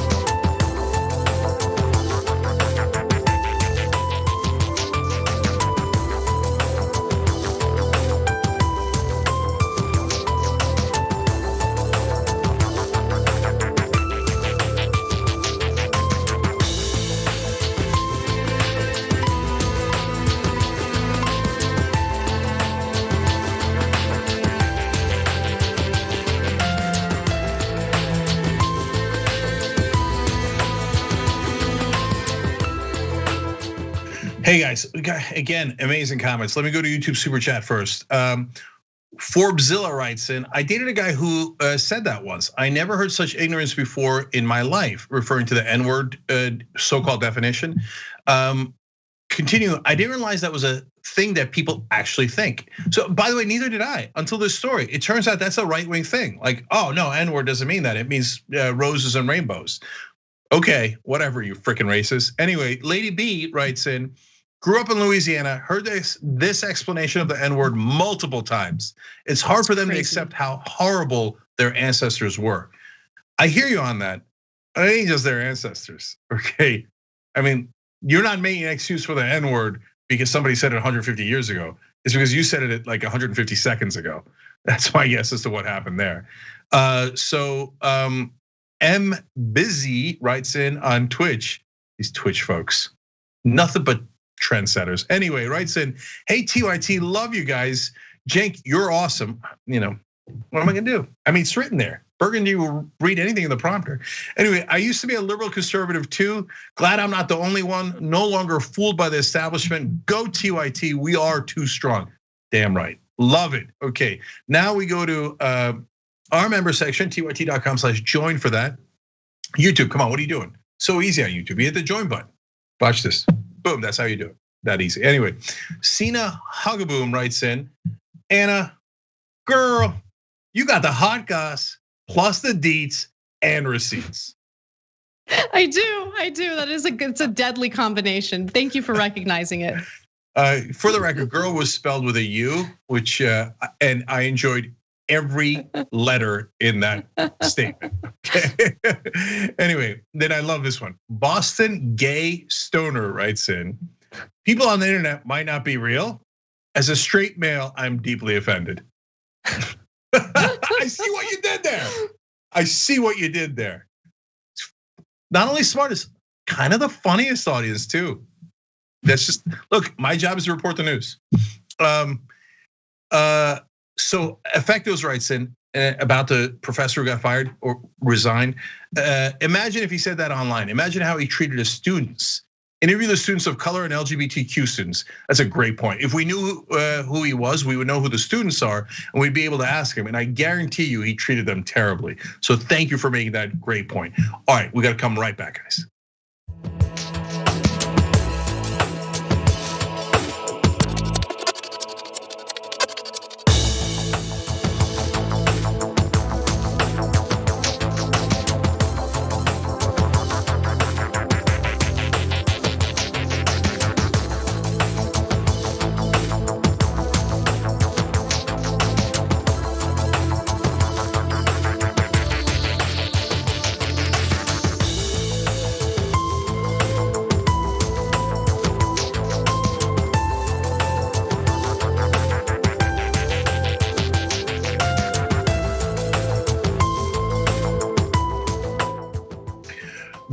Back on TYT, Cenk Uygur, Anna Kasparian with you guys, and you guys, lots of you guys.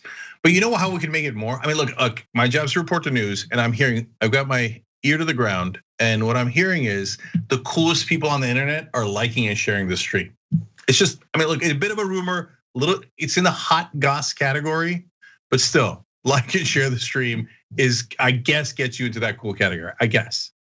All right, Anna, now the real news. Yes. All right. I didn't believe this story. It took a while for me to actually believe it, but it's real.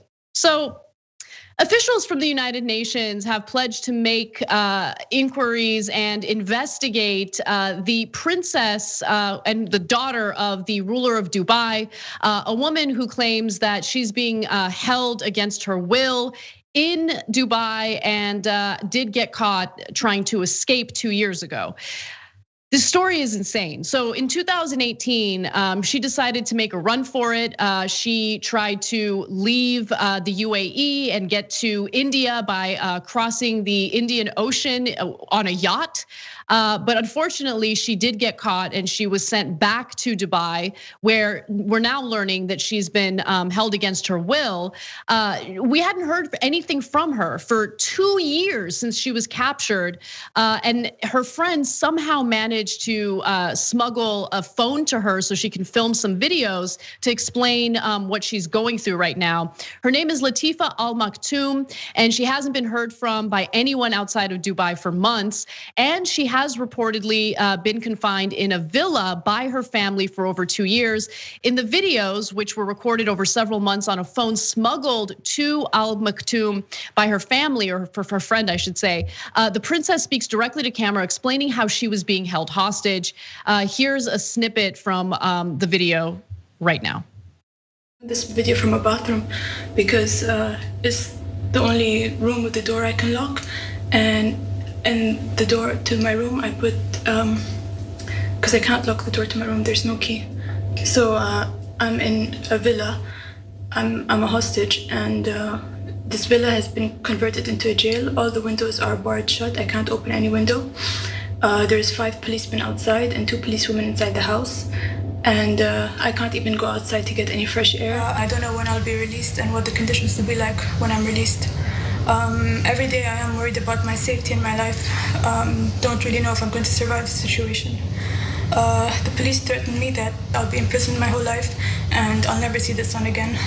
I'm really reaching a point now where I'm just getting so tired of everything. It's like a circus. I don't want to be a hostage in this jail villa. I just want to be free. I don't know what they're planning to do with me. I really don't know. So the situation is getting more desperate every day, and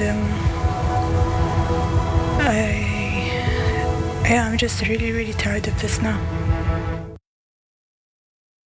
So 2 years ago, when she was captured and she was trying to escape, there was a lot of attention to her story. And at that point, the United Nations Human Rights Commissioner, Mary Robinson, decided to travel to the UAE and check in on Princess Latifa to make sure that she was okay. And they put on a show for her, essentially making it appear as though everything was fine.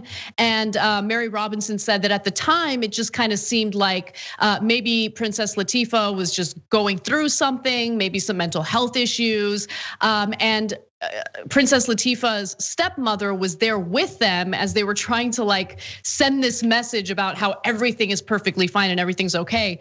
Later, Princess Latifa's stepmother escaped Dubai, successfully escaped Dubai. So obviously the situation there isn't so great for the former wives, current wives, and children of the ruler of Dubai. And sure, I'll try to pronounce his name. Sheikh Mohammed bin Rashid Al Maktoum is his name. So for anyone who sees all of these fancy pictures of Dubai and thinks yeah, maybe it's a great idea to go vacation there. Just understand that the propaganda they put out there to make it seem as though everything is hunky dory and they're super modernized and they believe in liberties and rights or anything like that. I really think people are taking a risk by going there. No, I'll go way further than that. So, look, I'm not at all surprised by this story because I come at it from a different perspective. And if you come at it from an American perspective, it seems absolutely shocking, right? But so I'm Muslim. The overwhelming majority of Muslims are not fundamentalists. They're very, very normal people, just like anyone else. But the fundamentalist strain of Islam is brutal, as is the fundamentalist strain of almost all the religions. And the Gulf states are led by dictators. We should be super clear about that. The only reason why we don't frame it that way, including our media, is because they're so-called allies of the United States. So we tolerate their tyranny, and it is absolute tyranny. Saudi Arabia does the same exact thing as ISIS. They cut off hands and heads. They they imprison their political opponents, torture them. So it's that same fundamentalist strain. So kidnapping and holding your own daughter hostage for PR reasons, I thought that's like UAE 101. So the least surprising story I've ever heard. I knew someone that had gone down to a business to do business. A Turkish guy, it went down to Saudi Arabia, and the Saudi company that was connected to the government owed him money. So he went down there to collect, and they're like, "Well, that was a mistake, you idiot. Oh, I don't know if you know this, but we're dictators. We owe you money. Great, we'll put you in prison and never pay you." I don't know if he's still in prison today. They're not interested in freedoms and any of the things that we value. And I'm not talking, it's super clear here. I'm not talking about 1.6 billion Muslims. I'm talking about the dictator, fundamentalist leaders of the Gulf countries. I'll go further. You're nuts to go to those countries. I know folks who go there, sometimes who live there. I think they're nuts. You see stories all the time. Oh, they kissed in public, or they held hands in public. They were thrown in prison. We can't get them out. Yeah, they're a fundamentalist country run by nut jobs. You're taking your life into your hands. They have a shiny building because they happen to have oil or gas underneath their desert. Who cares? They're not at all modern. And they're not any allies of ours. But look, I'll say one last thing. So that's criticizing the Gulf states. But let's look inside our own house too. So she's a princess locked away in a tower. What are the fables and the mythology that we tell our kids about princesses locked up in towers? Rapunzel. By the way, princesses who are sleeping beauties who are comatose, and then they wait for the great prince to rescue them by kissing them without consent. So these are our stories. Let's be real. I write about that in my book that will hopefully one day come out. If you want to pre-order, it's justiceiscomingbook.com. But back to this, it's not an ancient fable. It's happening right now. She's held hostage today. Don't be deceived by the fact that, oh, it's family members or they have a different culture. No, she's a hostage, period. A point that shouldn't make it in this video, side note. Maktoum reminds me of when you say mach schnell, mach schnell.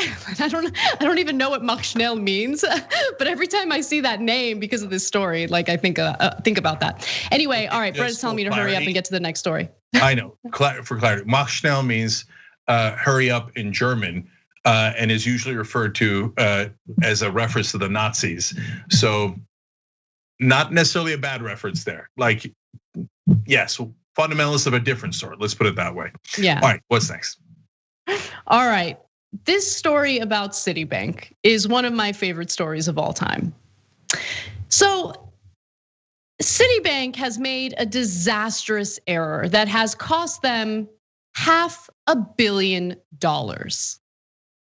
It's an amazing story of an error that was made by employees who were outsourced. And a federal judge has actually ruled against Citibank. So we'll see how this plays out for them because they plan on appealing. But Citibank was acting as an agent for Revlon, which owed hundreds of millions of dollars to various creditors. On August 11th of last year, Citibank was supposed to send out interest payments totaling $7.8 million to Revlon's creditors. However, Revlon was in the process of refinancing its debt, paying off a few creditors while rolling the rest of its debt into a new loan. And this, combined with a confusing interface and financial software called FlexCube, led to the bank accidentally paying back the principal on the entire loan, guys, on the entire loan, most of which wasn't even due until 2023. So again, they were supposed to make an interest payment of $7.8 million. Guess how much they ended up paying? $900 million. Amazing. Oops. So it was an error, like maybe they can fix it, what can happen? So the actual work of entering in the transaction into FlexCube fell to a subcontractor in India. Okay, so they make the mistake, but remember, when it comes to these large transactions, it's not like one rando person can just do it without others signing off on it. So this employee in India did it. But before he did it, there was another employee he works with, a colleague who signed off on it. And then the third person to sign off on it was a Citibank employee in Delaware, the United States, obviously. And so Citibank then scrambled to get its funds back, notifying each creditor that the principal payments had been made by mistake. Some of the creditors sent the money back, but others refused, leaving Citibank out $500 million. So the creditors that refused to return the money cited the fact that they were having issues with Revlon, and Revlon wasn't being very reliable in paying back its loans, okay? And so they were really concerned that they would never get their money back. So Citibank makes this mistake, and the creditors are like, no. This is the principal that Revlon owed, and we're keeping the money. So Citibank sued, arguing that it was entitled to get the money back since the cash was sent out by mistake. Under New York law, someone who sends out an enormous wire transfer, for example, sending a payment to the wrong account, is entitled to get the money back. However, there is a loophole. But the law makes an exception when a debtor accidentally wires money to a creditor. Usually it's normal people, normies like us, that get screwed over by this loophole. But in this case, it's Citibank. If the creditor doesn't have prior knowledge the payment was a mistake, it's free to treat it as a repayment of the loan.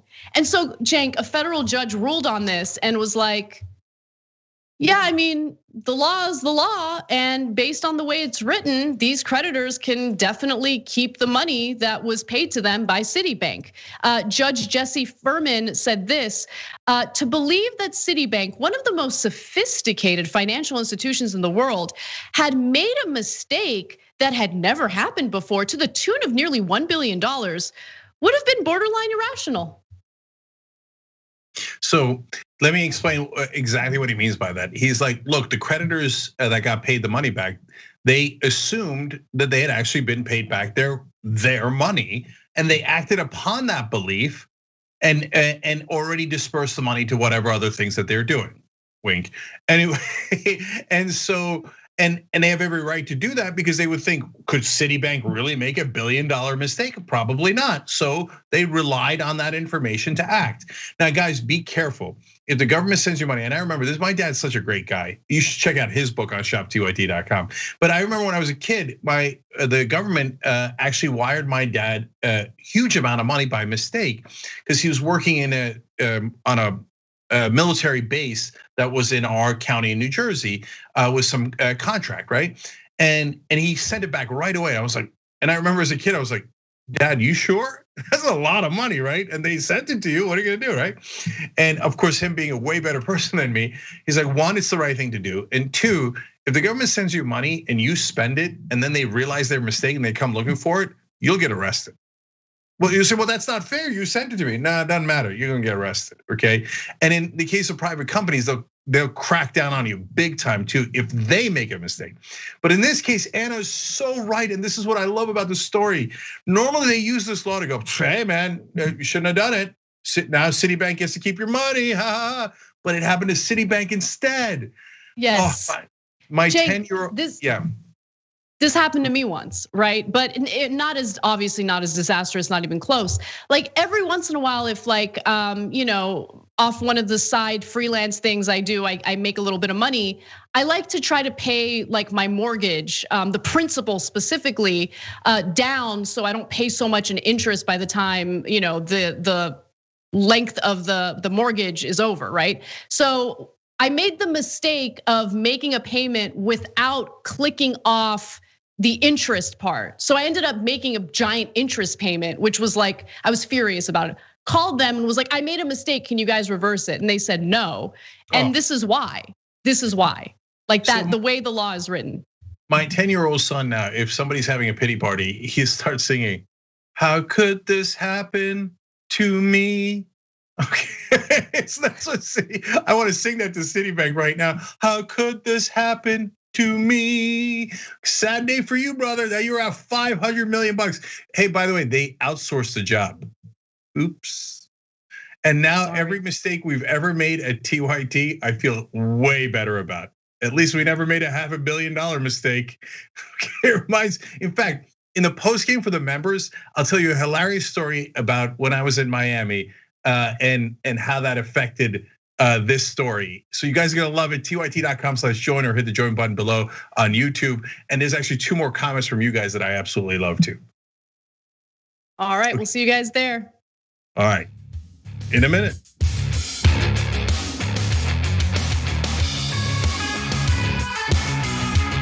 Right here for you, Chris. I think Donald Trump will leave office before his term is up. He'll be humiliated, embarrassed, and I know him. He's not going to want to lose, and he's going to run for the hills. You got that bet all day long. Okay, let's get after it. Now, so look, Jake has made some good predictions, and this is in good fun. I could not disagree more. There's a little bromance between the two of them. You got that bet all day long, Janky, you. Oh, you stop. In the meantime, let's call him out on the damage. No, but I just got a Roku set. Did basically a little bit of channel surfing, and I was like, there we are. Yeah. There we are. And then I turned it on, and it was John and Brett on Damage Report making fun of me. Oh no. So you are so busted. I even took a picture of it, okay? They're talking about my predictions. I got a new prediction for you, John Idarola. You're doing a show that's blowing the doors off everybody. Young Turks is the largest online news network, not a big deal. We're gonna rock the boat. We're gonna be counter-establishment. We're gonna tell people the truth to the best of our abilities. We're so sick of this corruption. We're not the robots on TV. I actually care about the news. Guilty, I care. 4th day on Occupy Wall Street. Last night we launched Wolfpack. It's us pushing our ideas out there, trying to help the country in every way that we can, trying to make this place just a little bit better. Reporting from the Hillary-Bernie debate, I gotta be honest, you know what we do, we cover it for real. For us, this system isn't working. Free and fair elections. And when he told the cops that day, when they came to drag her away, and he said, if you're gonna chain her, you're gonna chain me. If you're gonna arrest her, you're gonna arrest me.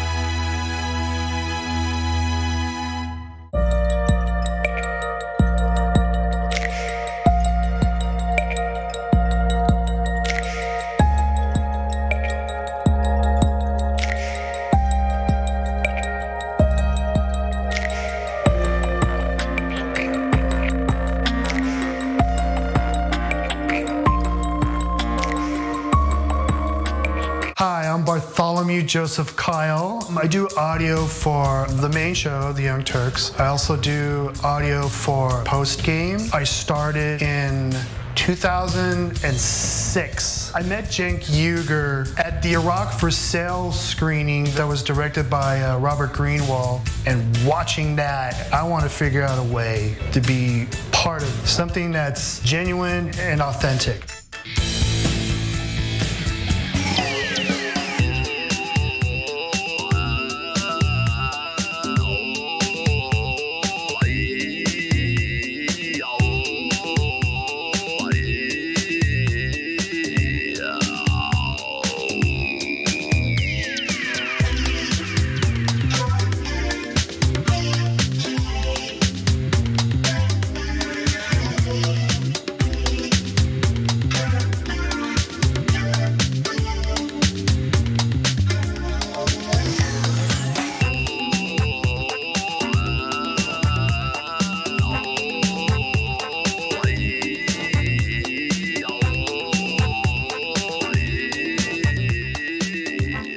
kind of feel like Ed Harris in Apollo 13.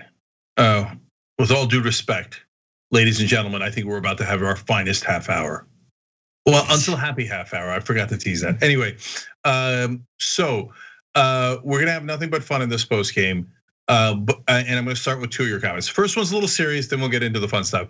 John Dinkley wrote in, totally rightish, this is about the UAE story, spent 21 years growing up as an American in Dubai. It's the prettiest prison there is, much prettier than ours. So you get to, so that was a powerful statement, man. And so yes, thank you for that clarification and your perspective on it. Okay, now on to fun stuff. No More Trigonometry wrote in, TYT commonly has a word of the day thing like scuttlebutt or trendsetter. Maybe they should maybe they should play music every time someone says the word, like they used to do in Pee-wee's Playhouse. Yeah, we do buttress a lot. We do buttress a lot. Yeah, feckless. We're big on feckless. They're used. Doppelganger is a favorite of ours. I say the word disgusting a lot because I'll tell you guys what happens in my mind when I use that word. It's because I want to curse, and then I remember that I can't curse, and then the first word that comes to mind is disgusting. And feckless used to play that role for a little while, but I think I moved over to disgusting. But I want to switch it up. It's just that like when you're in the heat of the moment, because we're not, you guys, like the conversation is spontaneous, right? Like I know how I generally feel about a story. I know what I generally want to say, but we don't have prompters in front of us, so we don't have like slick writing to read on from a prompter. Like we just have, we have real conversations, and I hate when I'm repetitive, and there are things that we repeat a lot, and it becomes we're creatures of habit, But I'll do better. Oh, that's hilarious! I don't know who wrote this, but somebody just wrote in. Maybe it was Foibles, because there's a member named Foibles, based on I think us saying it. Anyway, they write in, Foibles is a YouTube chat drinking game now. No way. Well, we're all in favor of drinking games. Let's just be honest, okay? I mean, have you seen Happy Half Hour? We did a whole show around drinking games. That's how much we're in favor of it. So, anyways, look, I know you want me to get onto the scuttlebutt, so I'll do it. I just noticed there's a lot of butts in the words we use too. Maybe we're frustrated that we can't curse, and hence the buttress. I love butts. I'm a big butt fan. My husband's Cuban. Look, your husband's hot, but I like the non sequitur there. I like elbows. My husband's Norwegian.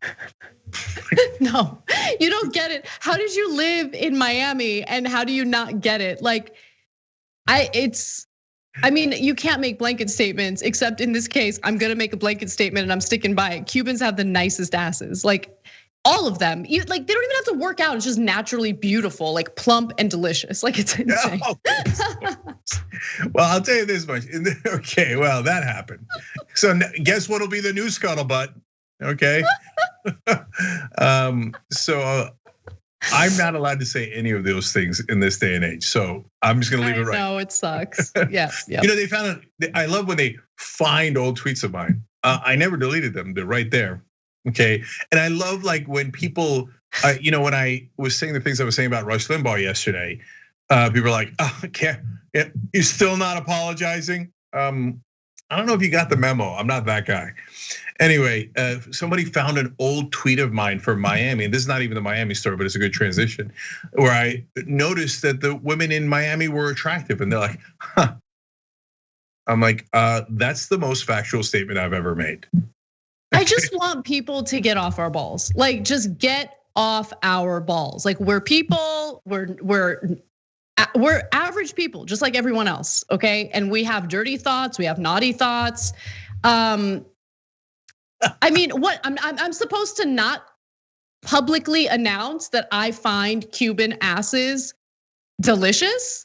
Like they're beautiful. And maybe in the future, when like the PC thing is to like get at women who objectify the fine asses of men, then maybe I'm gonna pay the consequences for these statements. But I don't care. I'm proud of my husband's ass.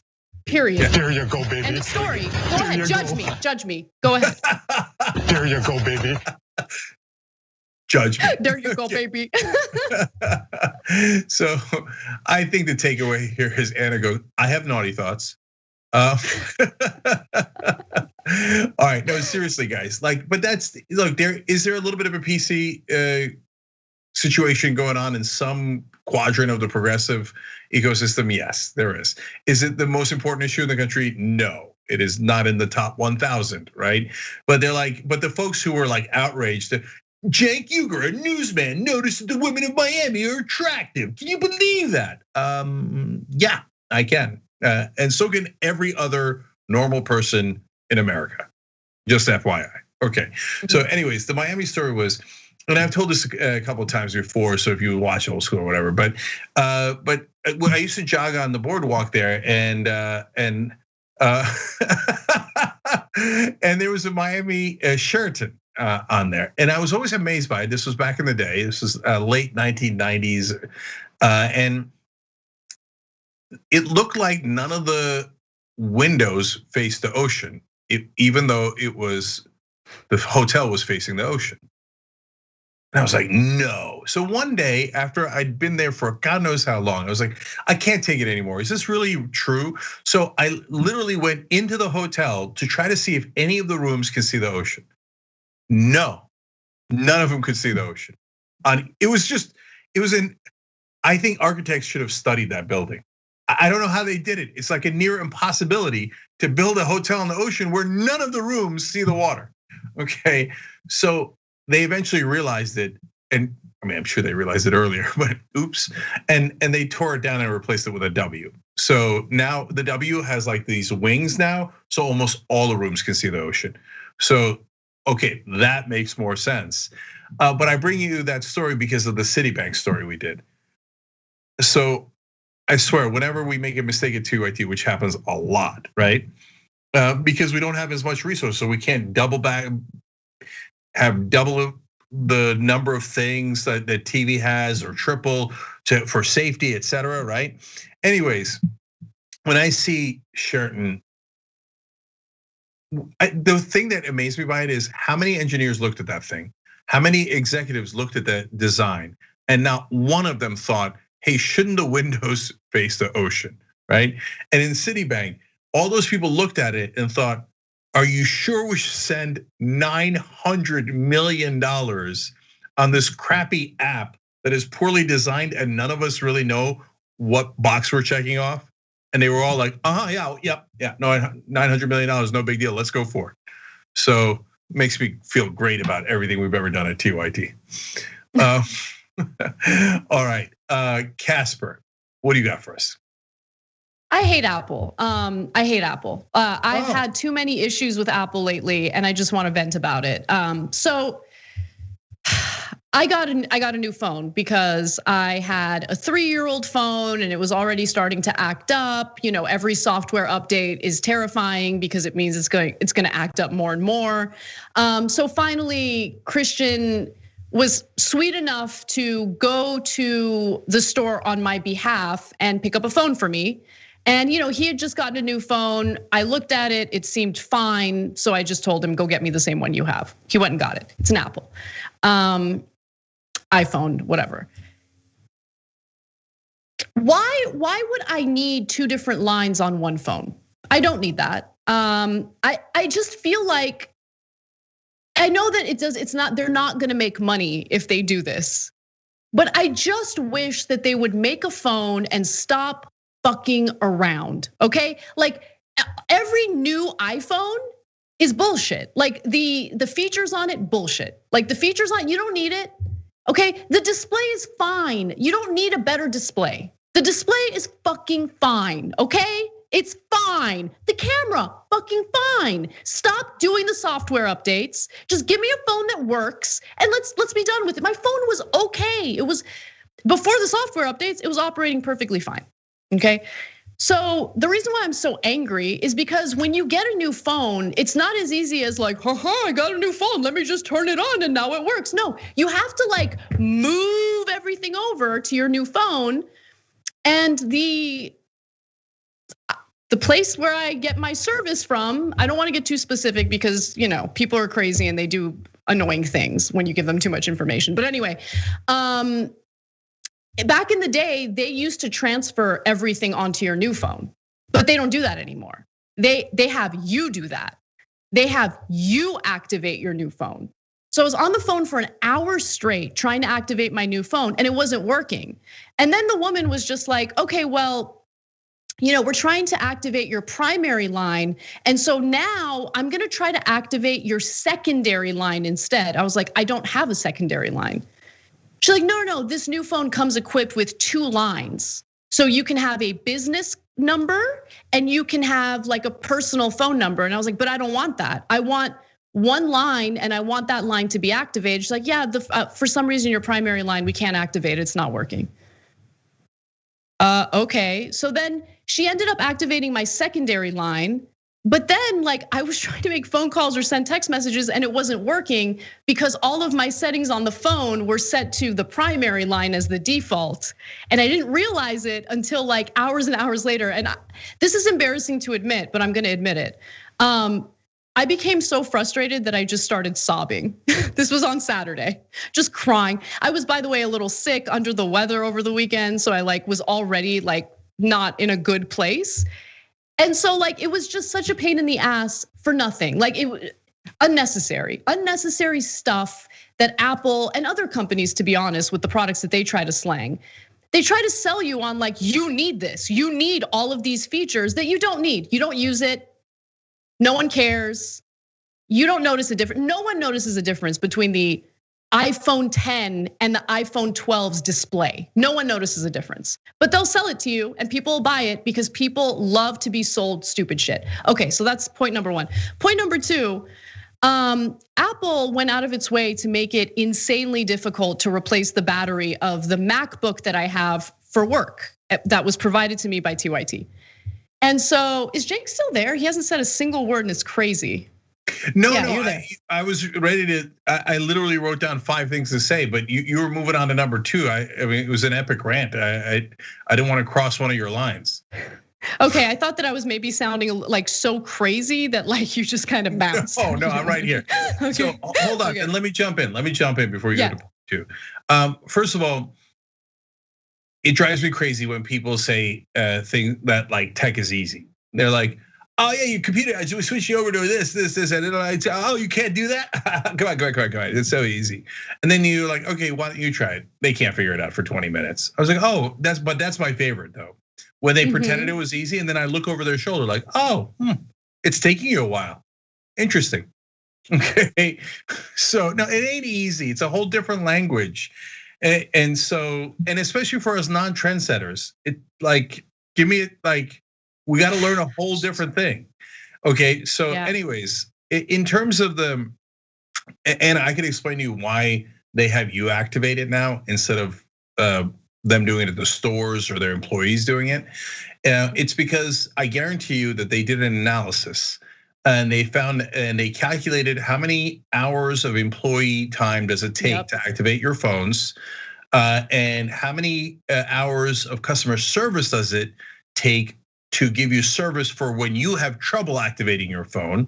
And then they compared the numbers and they probably threw in some sort of multiplier or some degree of customer dissatisfaction into that equation. And at the end, the number was spit out and it said, no, make them do it and you'll make more money. And so that's why they switched. And in terms of why Apple does what it does, look, Steve Jobs was a genius and he designed these amazing products and he would constantly innovate. And just when you thought, oh my God, that iPhone's amazing, boom, he's on an iPad. And you're like, whoa, what is that, right?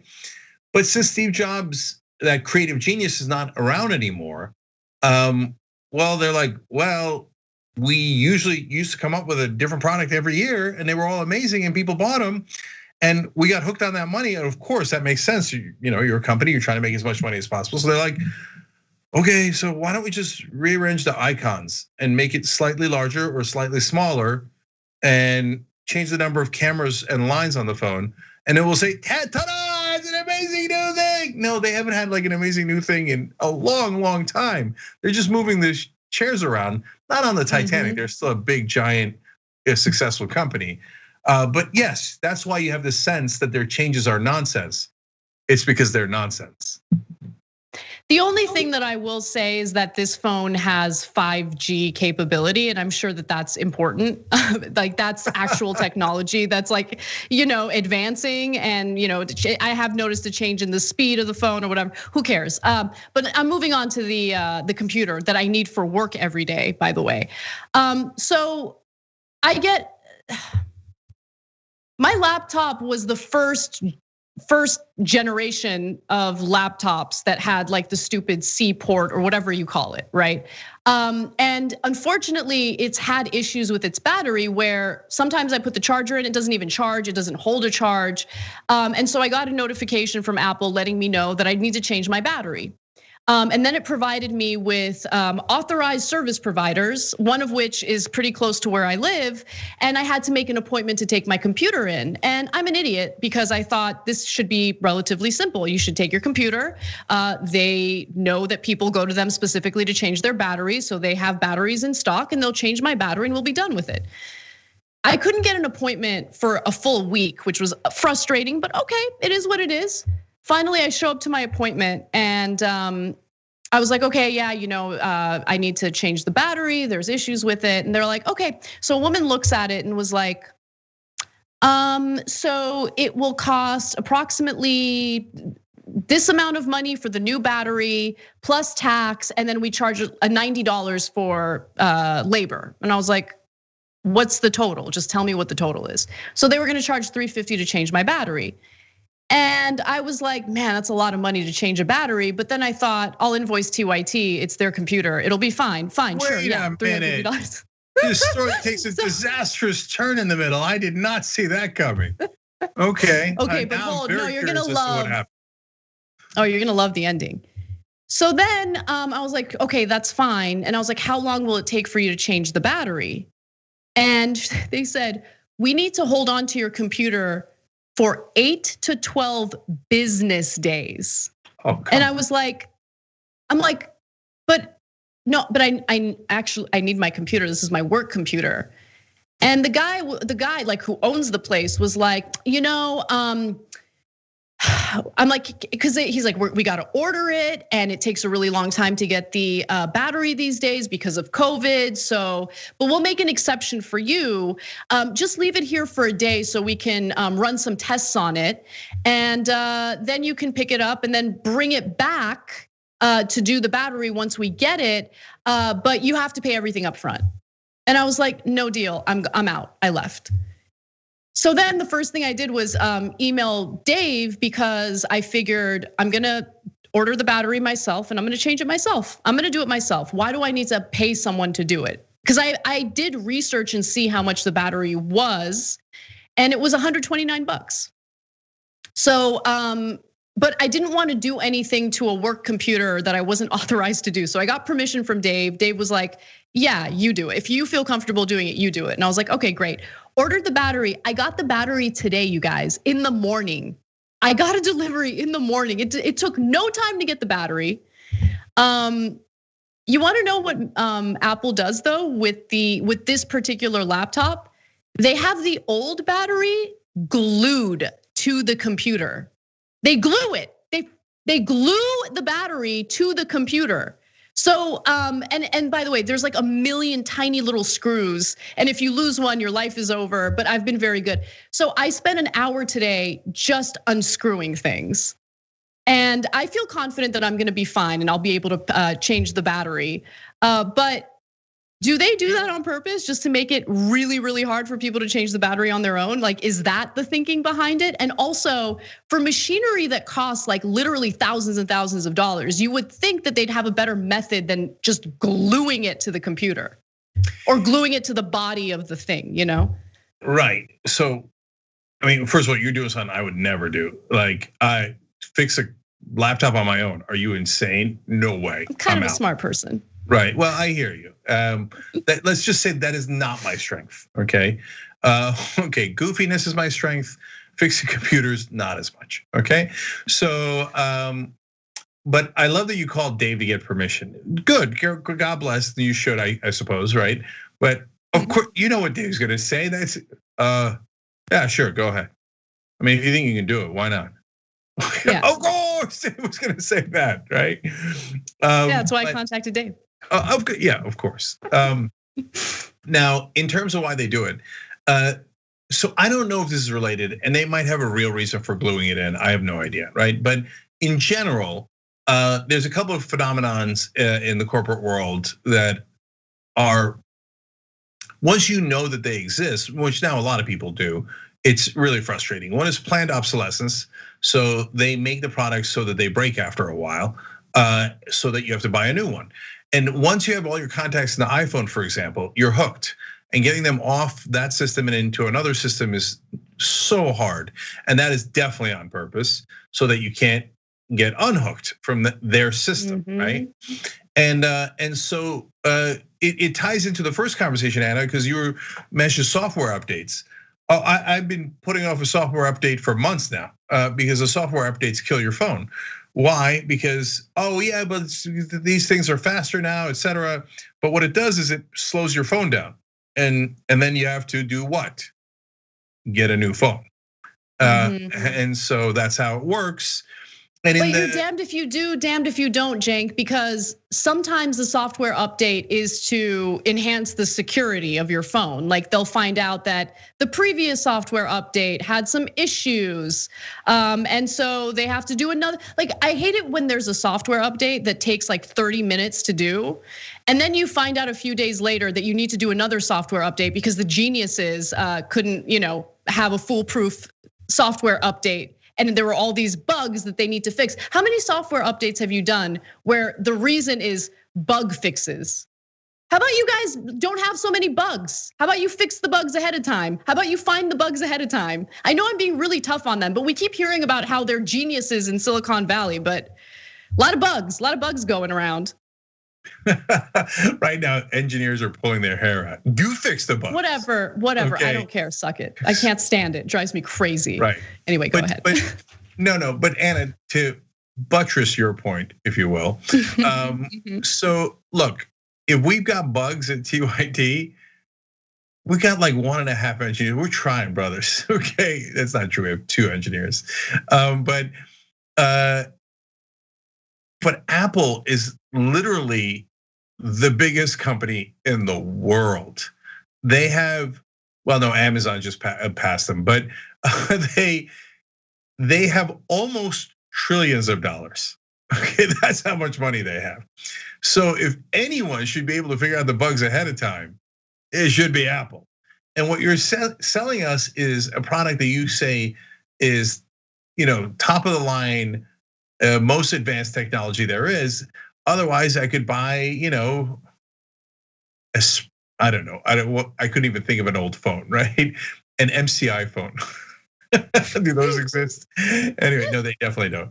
So, but yeah, and to me, the problem with the planned obsolescence and the software updates that slow your phone down, and you're right, that's the thing, you don't know. Software updates are like a box of chocolates. You don't know what's inside. Sometimes you really need it. Sometimes it's great, and sometimes it's disastrous. When you hit the disastrous one, you're like, God damn it, that just cost me $700 because now I got to go get a new phone, right? And so, I don't like being treated as a sucker. That's the thing. Yes, Cenk. Yeah, and the same thing with the planes. We did that story a bunch of years ago. It's one of my favorite stories actually that we did about, I forget the exact term that they used, but misery, the word misery was in it, like misery index or something along those lines, where the planes plan a certain amount of misery for you so that you'll pay for upgrades. Like they will purposely shrink the place where you put your luggage so that you'll pay to get on the plane earlier to put your luggage in first, okay? And that's why, like, and it sure drives me crazy. Before coronavirus, I used to travel all the time. And then they put you in the back of the plane, right? So, okay, so I'm in the back of the plane because that's what I could afford.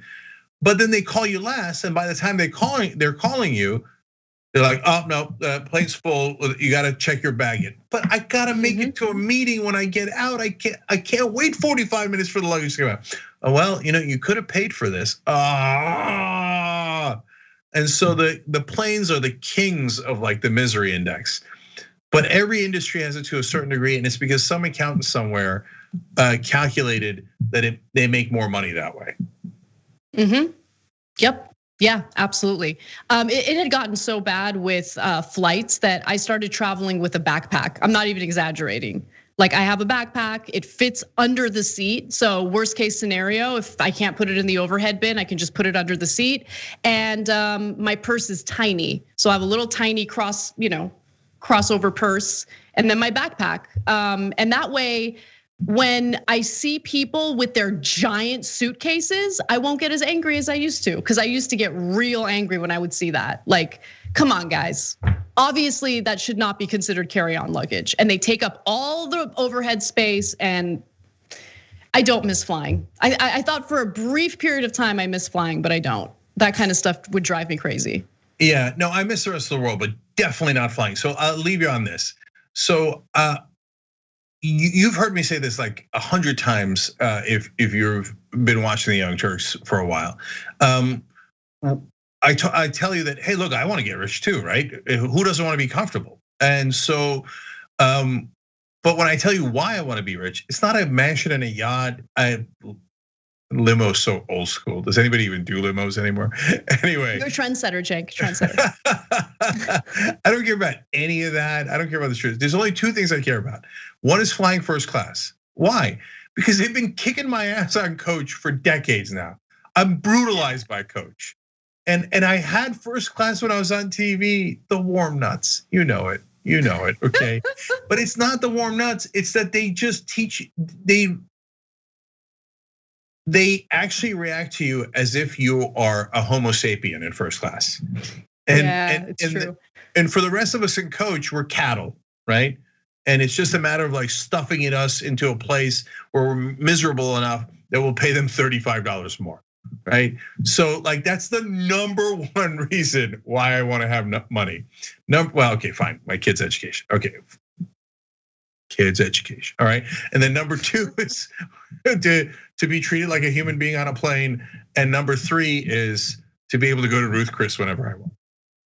That's it. I'm a simple man of simple needs. No, I hear you. I'm also not into the fancy stuff. Waz said something to me, just this will be the final thing I say.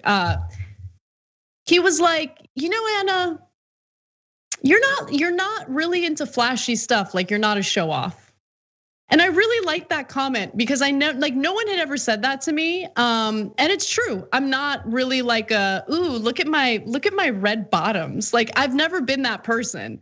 And I don't care to spend money on that stuff. Like I just want comfort. Like, yeah, I want to go to a airplane bathroom that doesn't smell like urine. And the bathrooms in Coach, it's not that they smell like urine because there's currently urine there, although oftentimes there is. It's just that the urine has seeped into the bathroom floor to the point where they can't even clean it out. So it just always smells gross. I would like to not experience that ever again. Look, whenever we keep saying the last thing because we got to go, but whenever anybody talks about plane bathrooms, I always think of Ben, that what he said on Old School one time. And sometimes that's the thing I remember when I get high and I just start laughing and laughing and laughing, right? We were talking about bathroom planes, and he said, "Oh, I'd have to be hospitalized to go on a bathroom plane. No, I would make them stop the plane. I don't care. There's no way I'm going on a bathroom plane. Literally, would rather be carried out on a stretcher." Ben's a silly guy, but I hear him. I wish I could do that, but I'm a woman. Women got to go pee every 10 minutes. I don't know, so I can't hold it for that long. I hear you, and I don't. Let's leave it there. Let's end it. It's over. It's over. The post game is over. Thank you, everyone. I hope you enjoyed it, and we love you. Have a great night. We'll see you tomorrow. Okay.